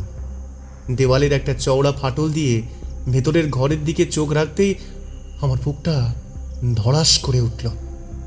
ঘরের ভেতরে একটা ছোট লণ্ঠন জ্বলছে, আর তার আলোয় দেখা যাচ্ছে ঘরের এক কোণে কয়েকটা ছাগল আর গরু শান্তভাবে বাঁধা রয়েছে। তারা জাবর কাটছে। হরিপদবাবুর সেই কথা মনে পড়ল, যেসব গবাদি পশু এই সীমানায় আসতো তারা আর ফিরত না। ভূত নয়, আসলে এই রাজবাড়ির রহস্যময় বাসিন্দারা নিজেদের প্রয়োজন মেটানোর জন্য বা অন্য কারণে, অন্য যে কোনো কারণেই সেই পশুগুলোকে এখানে আটকে রাখত। কিন্তু আমার নজর আটকে গেল ঘরের অন্য প্রান্তে। সেখানে মাটির একটা উনুনে হাঁড়ি চড়ানো হয়েছে, আর তার সামনে বসে আছে একজন কম বয়সী মেয়ে। তার পরনে একটা জীর্ণ সাদা শাড়ি। তিনি কি তবে গ্রামের মানুষের দেখা সেই অশরীরী ছায়ামূর্তি? হঠাৎ সেই ঘরের পেছনের একটা ভাঙা কাঠের দরজা নিঃশব্দে খুলে গেল এবং সেখানে এসে দাঁড়ালো এক তরুণ যুবক। যুবকের মুখটা লণ্ঠনের আলোয় পরিষ্কার হতেই আমি চমকে উঠলাম, কিন্তু ব্যোমকেশ আমার মুখ চেপে ধরল যাতে আমার মুখ থেকে কোনো শব্দ না বেরোয়। সেই যুবকটি ঘরের ভেতরে এসে সেই মহিলাকে বলল, মনি, খাবার এসে গেছে। আর মাত্র 2 দিন। আমাদের এতদিনের অপেক্ষা এবার শেষ হবে। শেষ পাপীটাকেও এবার তার প্রাপ্য শাস্তি পেতে হবে। মহিলাটি উনুনের আগুনের দিকে তাকিয়ে এক অদ্ভুত গম্ভীর গলায় বললেন, 40 বছর ধরে এই আগুনের মধ্যেই বেঁচে আছি হিরু। চৌধুরী বংশের রক্ত বৃথা যেতে পারে না। আমি আর দাঁড়িয়ে থাকতে পারছিলাম না, আমার হাত পা কাঁপছিল। ব্যোমকেশ আমার কানে কানে ফিসফিস করে বলল, আমাদের কাজ আপাতত শেষ অজিত। এবার এখান থেকে নিঃশব্দে বেরিয়ে যেতে হবে। আসল সত্যটা প্রায় মুঠোয় চলে এসেছে। আমরা যেভাবে ঢুকেছিলাম ঠিক সেভাবেই রাজবাড়ির অন্ধকার গোলক ধাঁধা পেরিয়ে বাইরে বেরিয়ে এলাম। খোলা বাতাসে আসতেই আমি একটা বড় দীর্ঘ শ্বাস ফেললাম। ব্যোমকেশের মুখে তখন কোনো উত্তেজনার চিহ্ন নেই, বরং তার চোখ দুটোতে খেলা করছে এক গভীর ভাবুকতা। ব্যোমকেশ, তুমি কি বুঝতে পারলে ওই মেয়েটি আর যুবকটি কে, আর কেনই বা তারা এই রাজবাড়িতে লুকিয়ে আছে? ব্যোমকেশ পকেট থেকে সিগারেট বের করে দেশলাই জ্বালালো। আগুনের আলোয় তার মুখটা এক মুহূর্তের জন্য উজ্জ্বল হয়ে উঠল। সব প্রশ্নের উত্তর এখানেই দেব না অজিত, তবে এটুকু বুঝে নাও, 40 বছর আগের সেই ডাকাতির ইতিহাসের চাকা আবার ঘুরতে শুরু করেছে। কাল সকালেই আমাদের এক অত্যন্ত গুরুত্বপূর্ণ ব্যক্তির দরজায় কড়া নাড়তে হবে। চলো, আপাতত ঘুমানো যাক।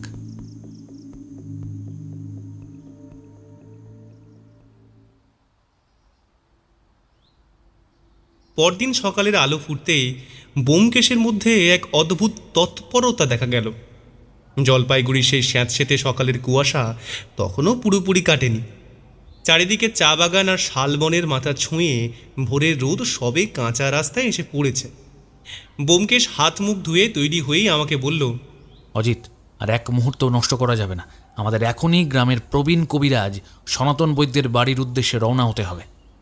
আমি জামার বোতাম আঁটতে আঁটতে জিজ্ঞেস করলাম, সনাতন বৈদ্য, যিনি 40 বছর আগের সেই ডাকাতির রাতে পুলিশকে প্রথম খবর দিয়েছিলেন, কিন্তু তার কাছে আমরা এখন কেন যাচ্ছি ব্যোমকেশ? সব প্রশ্নের উত্তর কি এখনই দেওয়া যায় অজিত? সময়ের আগে ফল পাকার আশা করো না। চলো, আগে তার সাথে একটু আলাপ জমিয়ে আসি। সনাতন কবিরাজের বাড়িটি চিল্কাপাড়ার একেবারে শেষ প্রান্তে। বেশ বড় এবং মজবুত এক ছাদ পেটায় ইটের দালান। বাড়ির সামনে একটা মস্ত বড় ঔষধি গাছের বাগান রয়েছে, যেখানে রকমারি গাছপালা লতা গুল্মের চাষ করা হয়েছে। আমরা যখন ওনার সদর দরজায় গিয়ে পৌঁছালাম, তখন 70 ছুঁই ছুঁই বৃদ্ধ কবিরাজ মশাই দাবায় একটা কাঠের পিঁড়িতে বসে মস্ত বড় কাটারি দিয়ে কিছু শুকনো ঔষধি শিকড় কাটছিলেন। ওনার শরীরটা বয়সের তুলনায় বেশ শক্তপোক্ত, চোখ দুটো বেশ তীক্ষ্ণ। ব্যোমকেশ এগিয়ে গিয়ে অত্যন্ত বিনীতভাবে নমস্কার জানালো। নমস্কার কবিরাজ মশাই, আমি কলকাতা থেকে এসেছি। নাম ব্যোমকেশ বক্সী। ব্যোমকেশ বক্সী নামটা শোনা মাত্রই সনাতনবাবুর হাতের কাটারিটা এক মুহূর্তের জন্য থমকে গেল। ওনার চশমার উপর দিয়ে আমাদের দিকে তাকানোর চাউনিতে একটা সূক্ষ্ম ভয়ের রেখা গেল, যা ব্যোমকেশের চোখ এড়ালো না। তবে বৃদ্ধ নিজেকে খুব দ্রুত সামলে নিয়ে বললেন, আসুন আসুন বাবুরা, কলকাতার নামি ডিটেকটিভ বাবু আমার এই ভাঙা কুটিরে, কি সৌভাগ্য। তা হঠাৎ এই বুড়ো কবিরাজের কাছে কি প্রয়োজনে আসা হলো? ব্যোমকেশ দাওয়ার এক কোণে পাতা বেঞ্চিতে বসে সহজ সুরে বলল, বিশেষ কিছু নয় কবিরাজ মশাই, এই গ্রামে এসে দুটো বড়ই রহস্যময় ঘটনার কথা শুনলাম। প্রথমে ব্যবসায়ী মহিমরঞ্জনবাবুর ঝুলন্ত লাশ মিলল, আর তারপর নায়েব ভবেশবাবুর মৃতদেহ পুকুরে ভেসে উঠল। শুনলাম আপনি এই গ্রামের সবথেকে পুরনো মানুষ। 40 বছর আগে এই চৌধুরী বাড়িতে যে ভয়ঙ্কর ডাকাতি আর হত্যাকাণ্ড হয়েছিল, তা নাকি আপনার খুব ভালো মনে আছে? ডাকাতি আর হত্যাকাণ্ড শব্দ দুটো শোনা মাত্রই সনাতনবাবুর হাতটা কেঁপে উঠল এবং কাটারিটা তার হাত থেকে ফসকে সশব্দে মাটিতে পড়ে গেল। ওনার মুখ যেন এক নিমেষে ফ্যাকাশে হয়ে গেল। তিনি মাটি থেকে কাটারিটা তোলার চেষ্টা করতে করতে আমতা আমতা করে বললেন, ও তো সব অনেক পুরানো কথা ব্যোমকেশ বাবু, আমার কি অত শত মনে আছে? তখন আমি সামান্য তরুণ ছোকরা। ডাকাতরা এক রাতে এলো, জমিদার বাড়ির সবাইকে মেরে সম্পত্তি লুট করে চলে গেল। আমি তো শুধু সকালে পুলিশকে খবর দিয়েছিলাম। ব্যোমকেশ এবার তার বসার ভঙ্গিটা বদলে সনাতনবাবুর দিকে একটু ঝুঁকে বসল। তার চোখ দুটো তখন বাজ পাখির মতো স্থির। ছোট ছিলেন ঠিকই, কিন্তু গ্রামের মানুষ তো একটা অদ্ভুত কথা বলে কবিরাজ মশাই। তারা বলে সেই অভিশপ্ত রাতের ঘটনার পর থেকেই মহিমবাবু, ভবেশ এবং আপনারা তিনজনই হঠাৎ করে ভীষণ ধনী আর প্রতিপত্তিশালী হয়ে উঠেছিলেন। মহিমবাবু বড় ব্যবসা ফেঁদে বসলেন, ভবেশবাবু বিঘার পর বিঘা জমি জমা কিনলেন, আর আপনিও এই বিশাল দালান বাড়ি হাঁকলেন। সামান্য কবিরাজি করে এত কম সময়ে এত উন্নতি তো সচরাচর দেখা যায় না।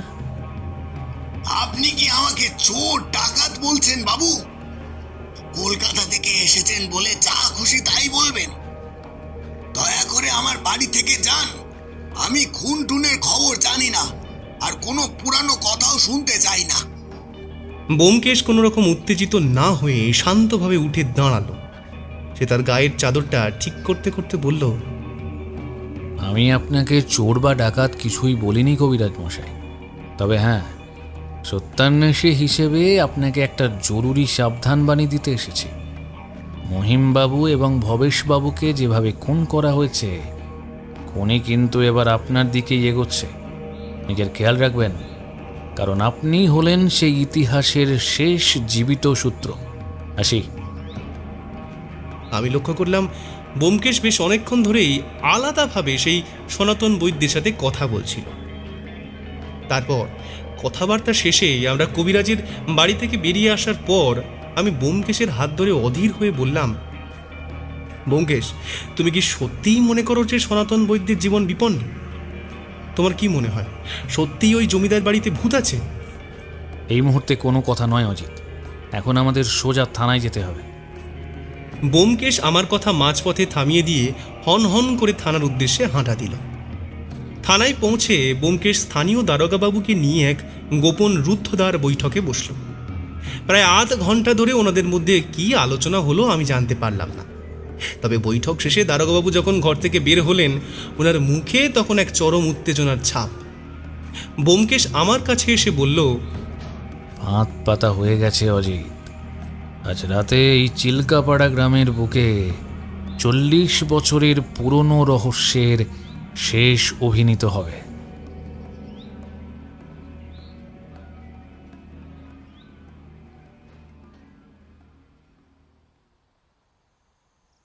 সেদিন রাতটা ছিল আগের রাতের মতোই ঘুট ঘুটে অন্ধকার। ব্যোমকেশের নির্দেশ মতো আমরা এবং একদল সশস্ত্র পুলিশ বাহিনী সাদা পোশাকে সনাতন কবিরাজের বাড়ির চারপাশের ঘন ঔষধি গাছের বাগানের ঝোপঝাড়ে নিজেদের লুকিয়ে ওত পেতে রইলাম।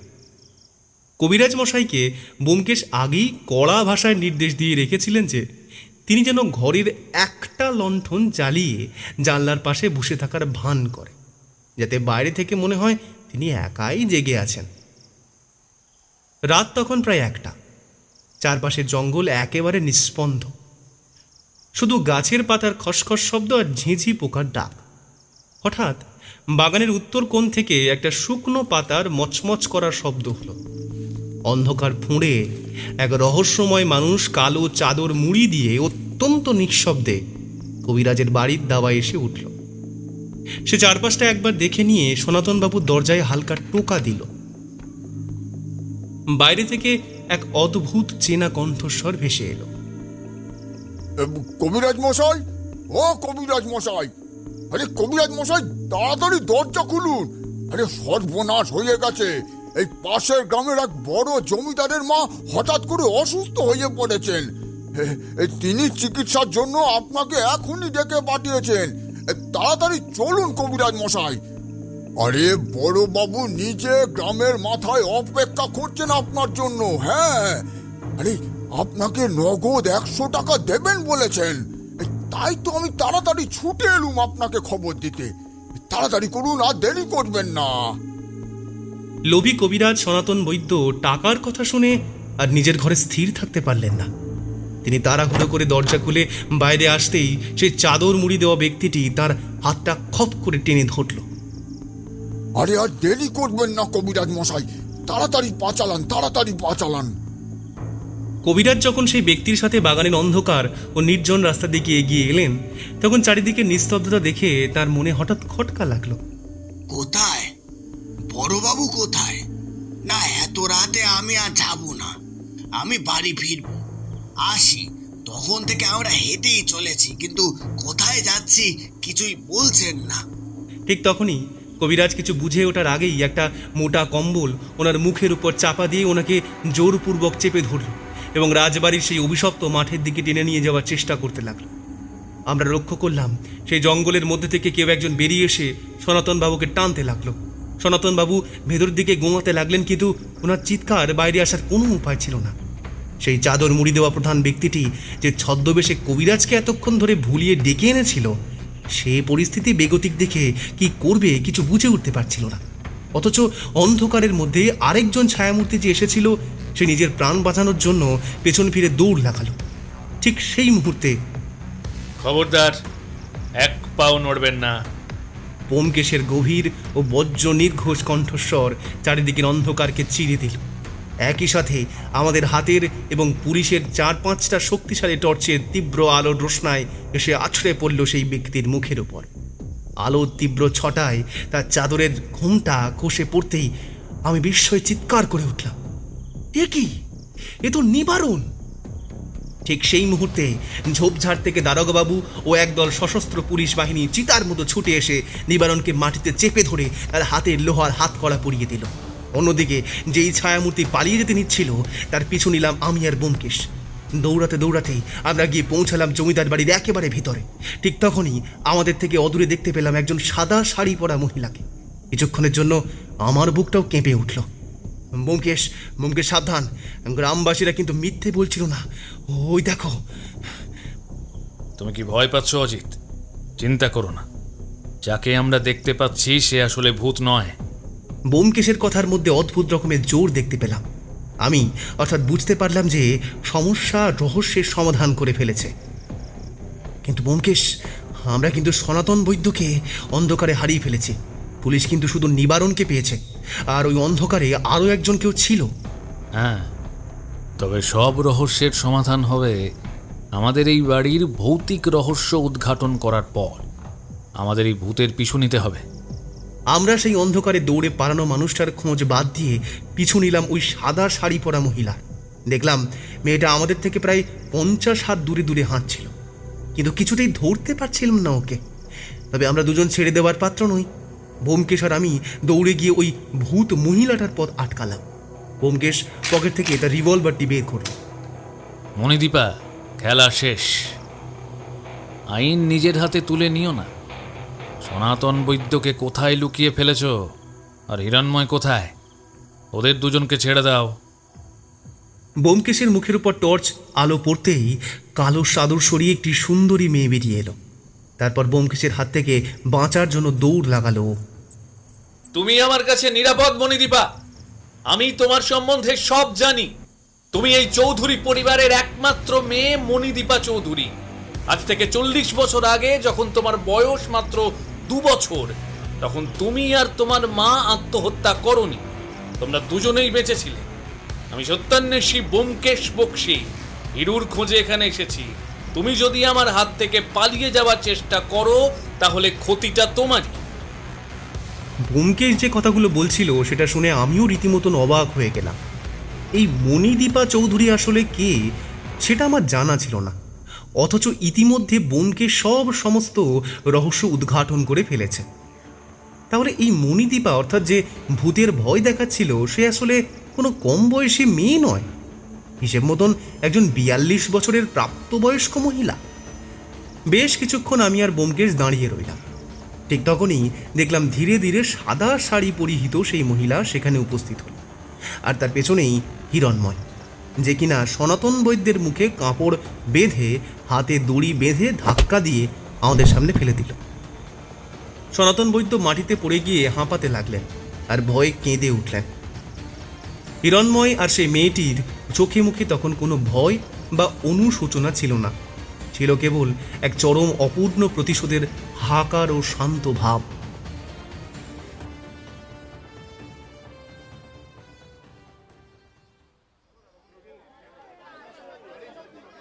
পরদিন সকালে চৌধুরী বাড়ির সেই বিশাল অভিশপ্ত পতিত মাঠের সামনে এক অভূতপূর্ব দৃশ্য দেখা গেল। চিল্কাপাড়া এবং আশেপাশের হাজারো মানুষ সেখানে ভেঙে পড়েছেন। যে রাজবাড়ির সীমানায় মানুষ ভূতের ভয়ে দিনের বেলাতেও পা দিতে কাঁপত, আজ সেখানে সকালের মিষ্টি রোদে দাঁড়িয়ে আছেন কলকাতার বিখ্যাত সত্যান্বেষী ব্যোমকেশ বক্সী ও তাঁর সহকারী অজিত অর্থাৎ আমি। আর তাদের সামনে হাতকড়া পরা অবস্থায় মাটিতে বসে আছেন গ্রামেরই সম্মানিত কবিরাজ সনাতন বৈদ্য এবং মুদি দোকানদার নিবারণ। পাশে শান্ত ও দৃপ্ত ভঙ্গিতে দাঁড়িয়ে আছে হিরণময় এবং তার মা।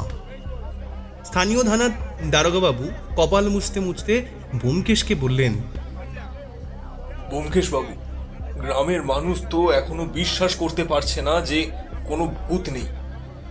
আপনি যদি এই পুরো রহস্যের জটটা সবার সামনে একটু খোলসা করে বুঝিয়ে না দেন, তবে এদের মনের ভয় কোনো দিন কাটবে না। ব্যোমকেশ একটা সিগারেট ধরিয়ে শান্ত গলায় ধোঁয়া ছাড়ল, তারপর সমবেত ভিড়ের দিকে তাকিয়ে বলতে শুরু করলো, শুনুন শুনুন চিল্কাপাড়ার অধিবাসী বৃন্দ, যে ভূতকে আপনারা গত 40 বছর ধরে ভয় পেয়ে এসেছেন, সেই অলৌকিক ভূতের জন্ম কোনো মহাশূন্য থেকে হয়নি। তার সৃষ্টি হয়েছিল এক চরম লৌকিক পাপ, লোভ আর নৃশংসতা থেকে। 40 বছর আগে এই চৌধুরী রাজবাড়িতে কোনো বাইরের ডাকাত দল হানা দেয়নি। এই মণিদীপা, নিজের জীবনের গল্প নিজেই বলবে নাকি আমি বলবো? ব্যোমকেশের কথা শুনে মণিদীপা বেশ কিছুক্ষণ চুপ করে রইল। আমি জানি না ব্যোমকেশবাবু, আপনি আমার নাম জানলেন কি করে? আমি যে ভূত নই সেটাও আপনি বিশ্বাস করেননি কেন আমি জানি না। সে সব কিছু আমি বলবো মণিদীপা। আমি যেদিন এই গ্রামে ঢুকি, যখন হরিপদবাবু আমাদেরকে জঙ্গলের দিকে নিয়ে গিয়েছিলেন, সেদিনই বুঝে গিয়েছিলাম যে এ জমিদার বাড়িতে কোনো ভৌতিক ব্যাপার কিচ্ছু নেই। যা ঘটছে বা ঘটাচ্ছে সবটাই মানুষ। তবে আগে তুমি নিজের কথা বলো। হ্যাঁ, আমার নাম মণিদীপা চৌধুরী। আমাদের এই জমিদার বাড়িতে সেই ভয়াবহ ঘটনা যখন ঘটে যায়, তখন আমার বয়স মাত্র 2 বছর। 2 বছর বয়সে তো কোনো কিছুই মনে থাকার কথা নয়, কিন্তু সেই রাত্রের ঘটনাটা এতটাই নৃশংস ছিল যা আমাকে আজও রাত্রে ঘুমোতে দেয় না। আর সেই রাত্রের ঘটনার রেশ আমার জীবনে আরও কয়েক বছর চলেছিল। কিরকম ঘটনা? কোন ঘটনার কথা বলছেন আপনি? দেখুন মণিদীপা দেবী, আপনি আর হিরণময় মিলে দুটো খুন করেছে।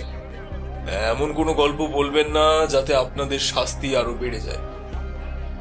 দারোগা রসিকলাল বেশ স্পষ্ট গলায় কথাটা বলল। দারোগার কথা শুনে ফ্যাকাশে হাসি হাসল মণিদীপা। আমার জীবনে মিথ্যে বলে কিছু নেই দারোগা বাবু, যা আছে শুধুই সত্যি। আপনি শুধু এটা দেখতে পাচ্ছেন যে আমি দুজনকে খুন করেছি। হ্যাঁ, স্বীকার করছি, এই দুজনকে মারার পেছনে আমি রয়েছি। আর বর্বর জানোয়ার সনাতন বৈদ্যকে মারতে পারলেও আমার মায়ের আত্মার শান্তি পেত। আজকের মৃত ব্যবসায়ী মহিমরঞ্জন, মৃত নায়েব ভবেশ, এই ছদ্মবেশী কবিরাজ সনাতন বৈদ্য, এই 3 জন মিলে এক অমাবস্যার রাতে চৌধুরী বাড়ির সবাইকে ঘুমন্ত অবস্থায় নৃশংসভাবে হত্যা করে এবং রাজবাড়ির সব গুপ্তধন ও অর্থ লুট করে। এই গ্রামবাসীরা সবাই জানে আমাদের বাড়িতে ডাকাত পড়েছিল, কিন্তু সেই ডাকাত আসলে বাইরের কেউ ছিল না, ছিল আমাদের ভেতরের কাজ করা কর্মচারী। মণিদীপা এতটুকু বলেই ওর গলা কাঁপতে লাগলো। বুঝলাম মেয়েটার জীবনে অনেক ঝড় বয়ে গেছে। গ্রামবাসীরা দুটো মানুষকে খুন করার পেছনে জড়িত থাকা এবং 40টা বছর ধরেই এই রাজবাড়িটাকে ভুতুড়ে বাড়ি হিসেবে প্রমাণ করার জন্য অনেক কথা শোনায়, কিন্তু এখন কারো মুখে কোনো কথা নেই। মণিদীপা কথার খেয়েই না হারিয়ে বলতে থাকলো। কিন্তু সেই রাতে আমার বাবা, কাকা, পিসি, ঠাকুরদা, ঠাকুমা সবাইকে এই জানোয়ারগুলো মেরে ফেলে। শুধু বেঁচে ছিলাম আমি আর আমার মা, কিন্তু সেই বেঁচে থাকাটাও ছিল নরক যন্ত্রণার থেকেও কষ্টকর। প্রতি রাতে আমার মায়ের ওপর শারীরিকের নামে নির্যাতন চালাতো এই 3 পশু। আমার মাকে সারাটা দিন রাত একটা ঘরে বন্দি করে রাখা হতো, শুধু খাবার দেওয়া হতো এই ঘরের মধ্যে। আর এই জানোয়ারগুলো, যারা আজকের সমাজে ভালো মানুষ, তারা প্রতিদিন রাতে গিয়ে একের পর এক বারবার আমার মায়ের ওপর শারীরিক নির্যাতন করেছে। আমি শুনেছি মায়ের আর্তনাদ, কিচ্ছু করতে পারিনি। আমার মা শুধু বেঁচে ছিল আমার জন্য, নইলে আত্মহত্যা করার অনেকবার চেষ্টা করে। কিন্তু আমার যখন 10 বছর বয়স, তখন মা ঠিক করলো আমাকে বাঁচাতে হলে একটা বড় সিদ্ধান্ত নিতেই হবে, কারণ ততদিন এই জানোয়ারগুলোর নজর আমার ওপরেও পড়ে। তাই মা কি করবে বুঝে পাচ্ছিল না। একদিন রাত্রিবেলা ইদারার মধ্যে ঝাঁপ দিতেই যাচ্ছিল আমার মা আমাকে নিয়ে। ঠিক তখন এই নিবারণ কাকা আমাদেরকে বাঁচায়, যা রাতে আপনারা হাত করা পড়িয়েছেন। এই নিবারণ কাকা সেই মানুষ যে আমাকে আর আমার মাকে দুদিন বাঁচিয়ে রেখেছিল। সেই রাতের কথা আমার এখনো মনে পড়ে, যেদিন আমার মা কাঁদতে কাঁদতে নিবারণ কাকাকে বলেছিল, ছেড়ে দাও নিবারণ, আমাদেরকে ছেড়ে দাও, আমি আর এই নরক যন্ত্রণা সহ্য করতে পারছি না। আমি সহ্য করেছি, কিন্তু এবার ওই জানোয়ারদের নজর আমার মেয়েটার উপর পড়েছে। আমি বেঁচে থাকতে সেটা আমি কিছুতেই হতে দেব না। আপনারা বেঁচে আছেন আমি জানতাম না বৌমণি। আমরা জানতাম সেদিন রাত্রে সবাইকে খুন করার পাশাপাশি আপনাদেরকেও মেরে ফেলেছে, কিন্তু আপনারা তো বেঁচে আছেন। না, আমি এটা কিছুতেই হতে দিতে পারি না। বেঁচে নেই নিবারণ, বেঁচে নেই, এটাকে বেঁচে থাকা বলে না। তুমি সরে যাও, আমি এই জীবন আর রাখতে চাই না, তুমি সরে যাও।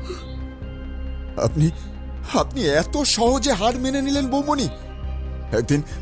একদিন আমিও আত্মহত্যা করতে চেয়েছিলাম দারিদ্রতার কারণে।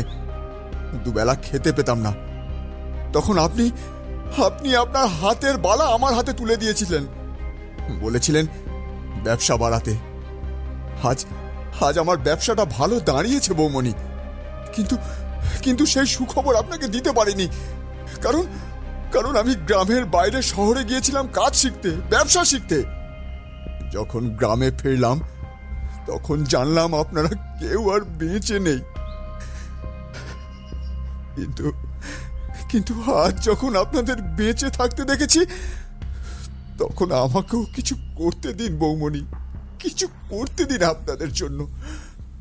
আপনি আপনি এভাবে হঠকারিতা করে এমন ভুল সিদ্ধান্ত নেবেন না। আমি তো আছি বৌমণি, আমি আছি এখনো। এই নিবারণ যতদিন বেঁচে আছে, আপনাদের আর কোনো ক্ষতি আমি হতে দেব না। সেদিন নিবারণ কাকা আমার মাকে কথা দিয়েছিল যে প্রতি মাসের খাবারের খরচা তিনি আমাদের জমিদার বাড়িতে পৌঁছে দিয়ে আসবে। আর তিনি আমাদেরকে বলেন জমিদার বাড়ির কোনো গোপন ঘরে কয়েকদিনের জন্য লুকিয়ে থাকতে। এদিকে নিবারণ কাকা চারিদিকে রটিয়ে দেয় যে এই বাড়িতে ভূত আছে। তারপর নিবারণ কাকার বুদ্ধি অনুযায়ী আমার মা সাদা শাড়ি পরে পুরো রাজবাড়িতে ঘুরে বেড়াতো। আর সবাই মনে করেছিল যে আমি আর আমার মা আত্মহত্যা করেছি, আর তাই আমাদের অস্তিত্ব রাজবাড়িতে ঘুরে বেড়ায়। এই ভূতের গল্পটা শোনার পর এই রাজবাড়িতে কি আর কেউ এগোয়নি। যা গরু ছাগল আমাদের এদিকে আসতো, সব আমরা রাজমহলের ভেতরই পালন করতাম। বেশ কয়েক বছর হলো মাকে হারিয়েছি। আসলে শরীরের মধ্যে ক্যান্সার বাসা বেঁধেছিল। এত টাকা পয়সাও নেই যে চিকিৎসা করাবো, আর তাছাড়া মা নিজেও চিকিৎসা করাতে চাননি। আমার কি হবে? আমি না লেখাপড়া শিখেছি, না কোনো কাজ জানি।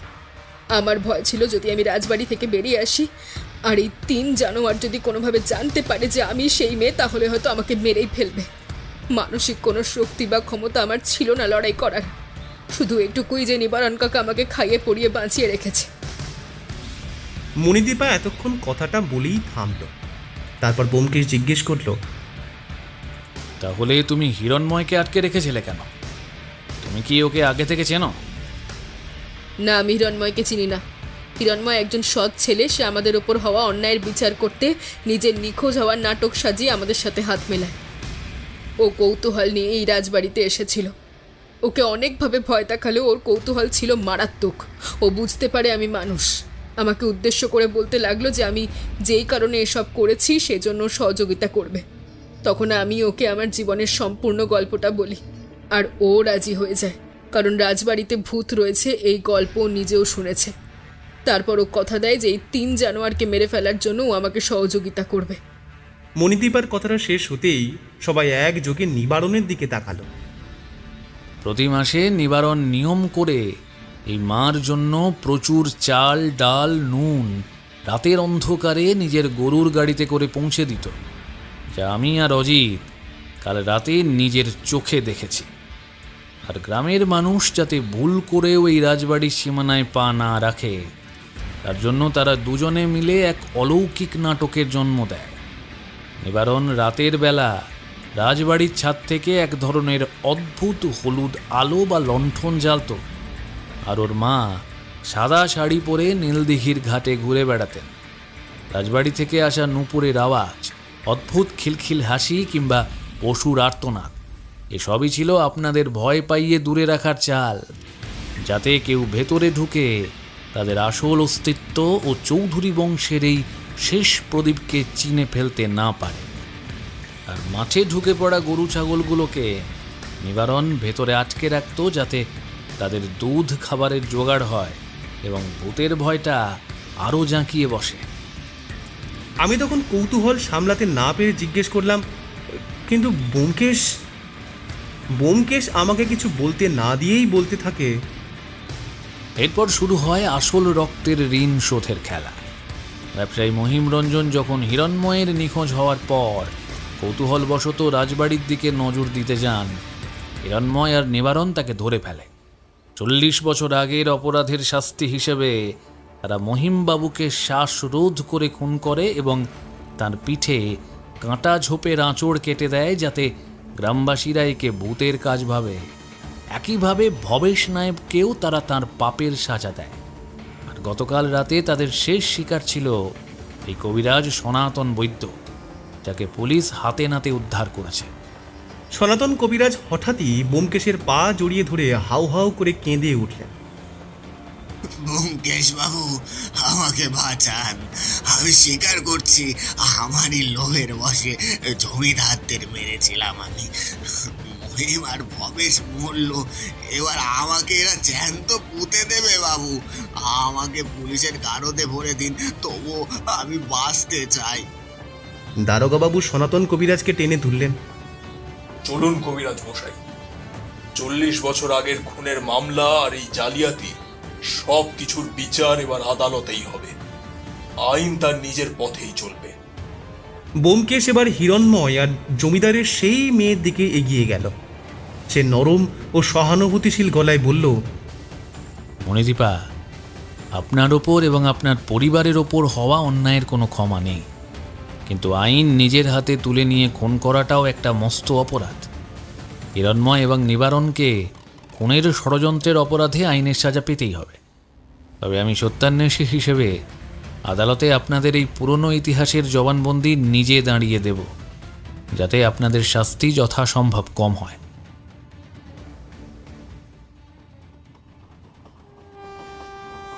বিকেল ফিরতি ট্রেনে যখন আমরা কলকাতার উদ্দেশ্যে রওনা হলাম, তখন যেতে যেতেই আমি ব্যোমকেশকে জিজ্ঞেস করলাম, কিন্তু আমার প্রশ্নের উত্তর এখনো দাওনি। মণিদীপার বিষয়ে তুমি কি করে জানলে? আমার কথা শুনে ব্যোমকেশ সিগারেটের ধোঁয়া ছেড়ে বলল, জমিদার বাড়িতে গিয়ে কোনো ভৌতিক রহস্য নেই, সেটা আমি প্রথম দিনই বুঝেছিলাম। কারণ মহিমরঞ্জনের দেহ যেখানে ঝোলানো হয়েছিল, সেখানে আমি সাদা শাড়ির ছেঁড়া একটা অংশ দেখেছিলাম গাছের কাঁটার মধ্যে লেগে থাকতে। আর তাছাড়া গ্রামবাসীরা বলছিল তারা নাকি সাদা শাড়ি পরা ভূত দেখেছে।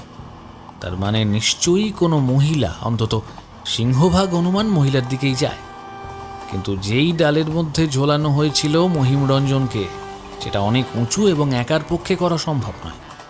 তুমি যেদিন সকালে দেরি করে ঘুম থেকে উঠেছিলে, সেদিনই আমি গ্রামে বেশ কয়েকজনের সাথে জিজ্ঞাসাবাদ করে এ রাজবাড়ির বিষয় সম্বন্ধে জানার চেষ্টা করি এবং খাপছাড়া কিছু উত্তর পাই। জমিদার বাড়িতে ডাকাত পড়ার দিন জমিদার বাবুর বউ আর মেয়ে আত্মহত্যা করে। এরপর তোমাকে তো আমি বলেছিলাম বিকালে থানায় যাব।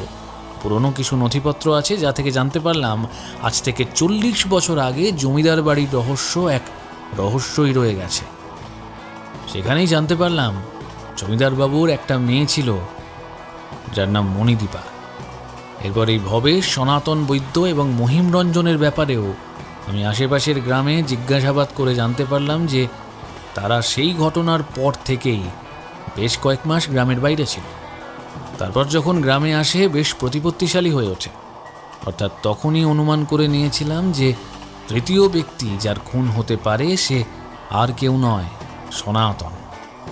ব্যোমকেশ যখন কথাটা শেষ করলো, তখন তিস্তা নদীর ওপর গোধূলির রক্তিম আলো এসে পড়েছে। ট্রেনের জানলার বাইরে চা বাগানে দ্রুত চলে যাওয়া দৃশ্যের দিকে তাকিয়ে আমি বললাম, বাবা, তুমি তো আমাকে ছাড়াই অনেক তদন্ত করে ফেলেছো দেখছি। তা আমাকে সাথে নিলে ক্ষতি কি ছিল শুনি?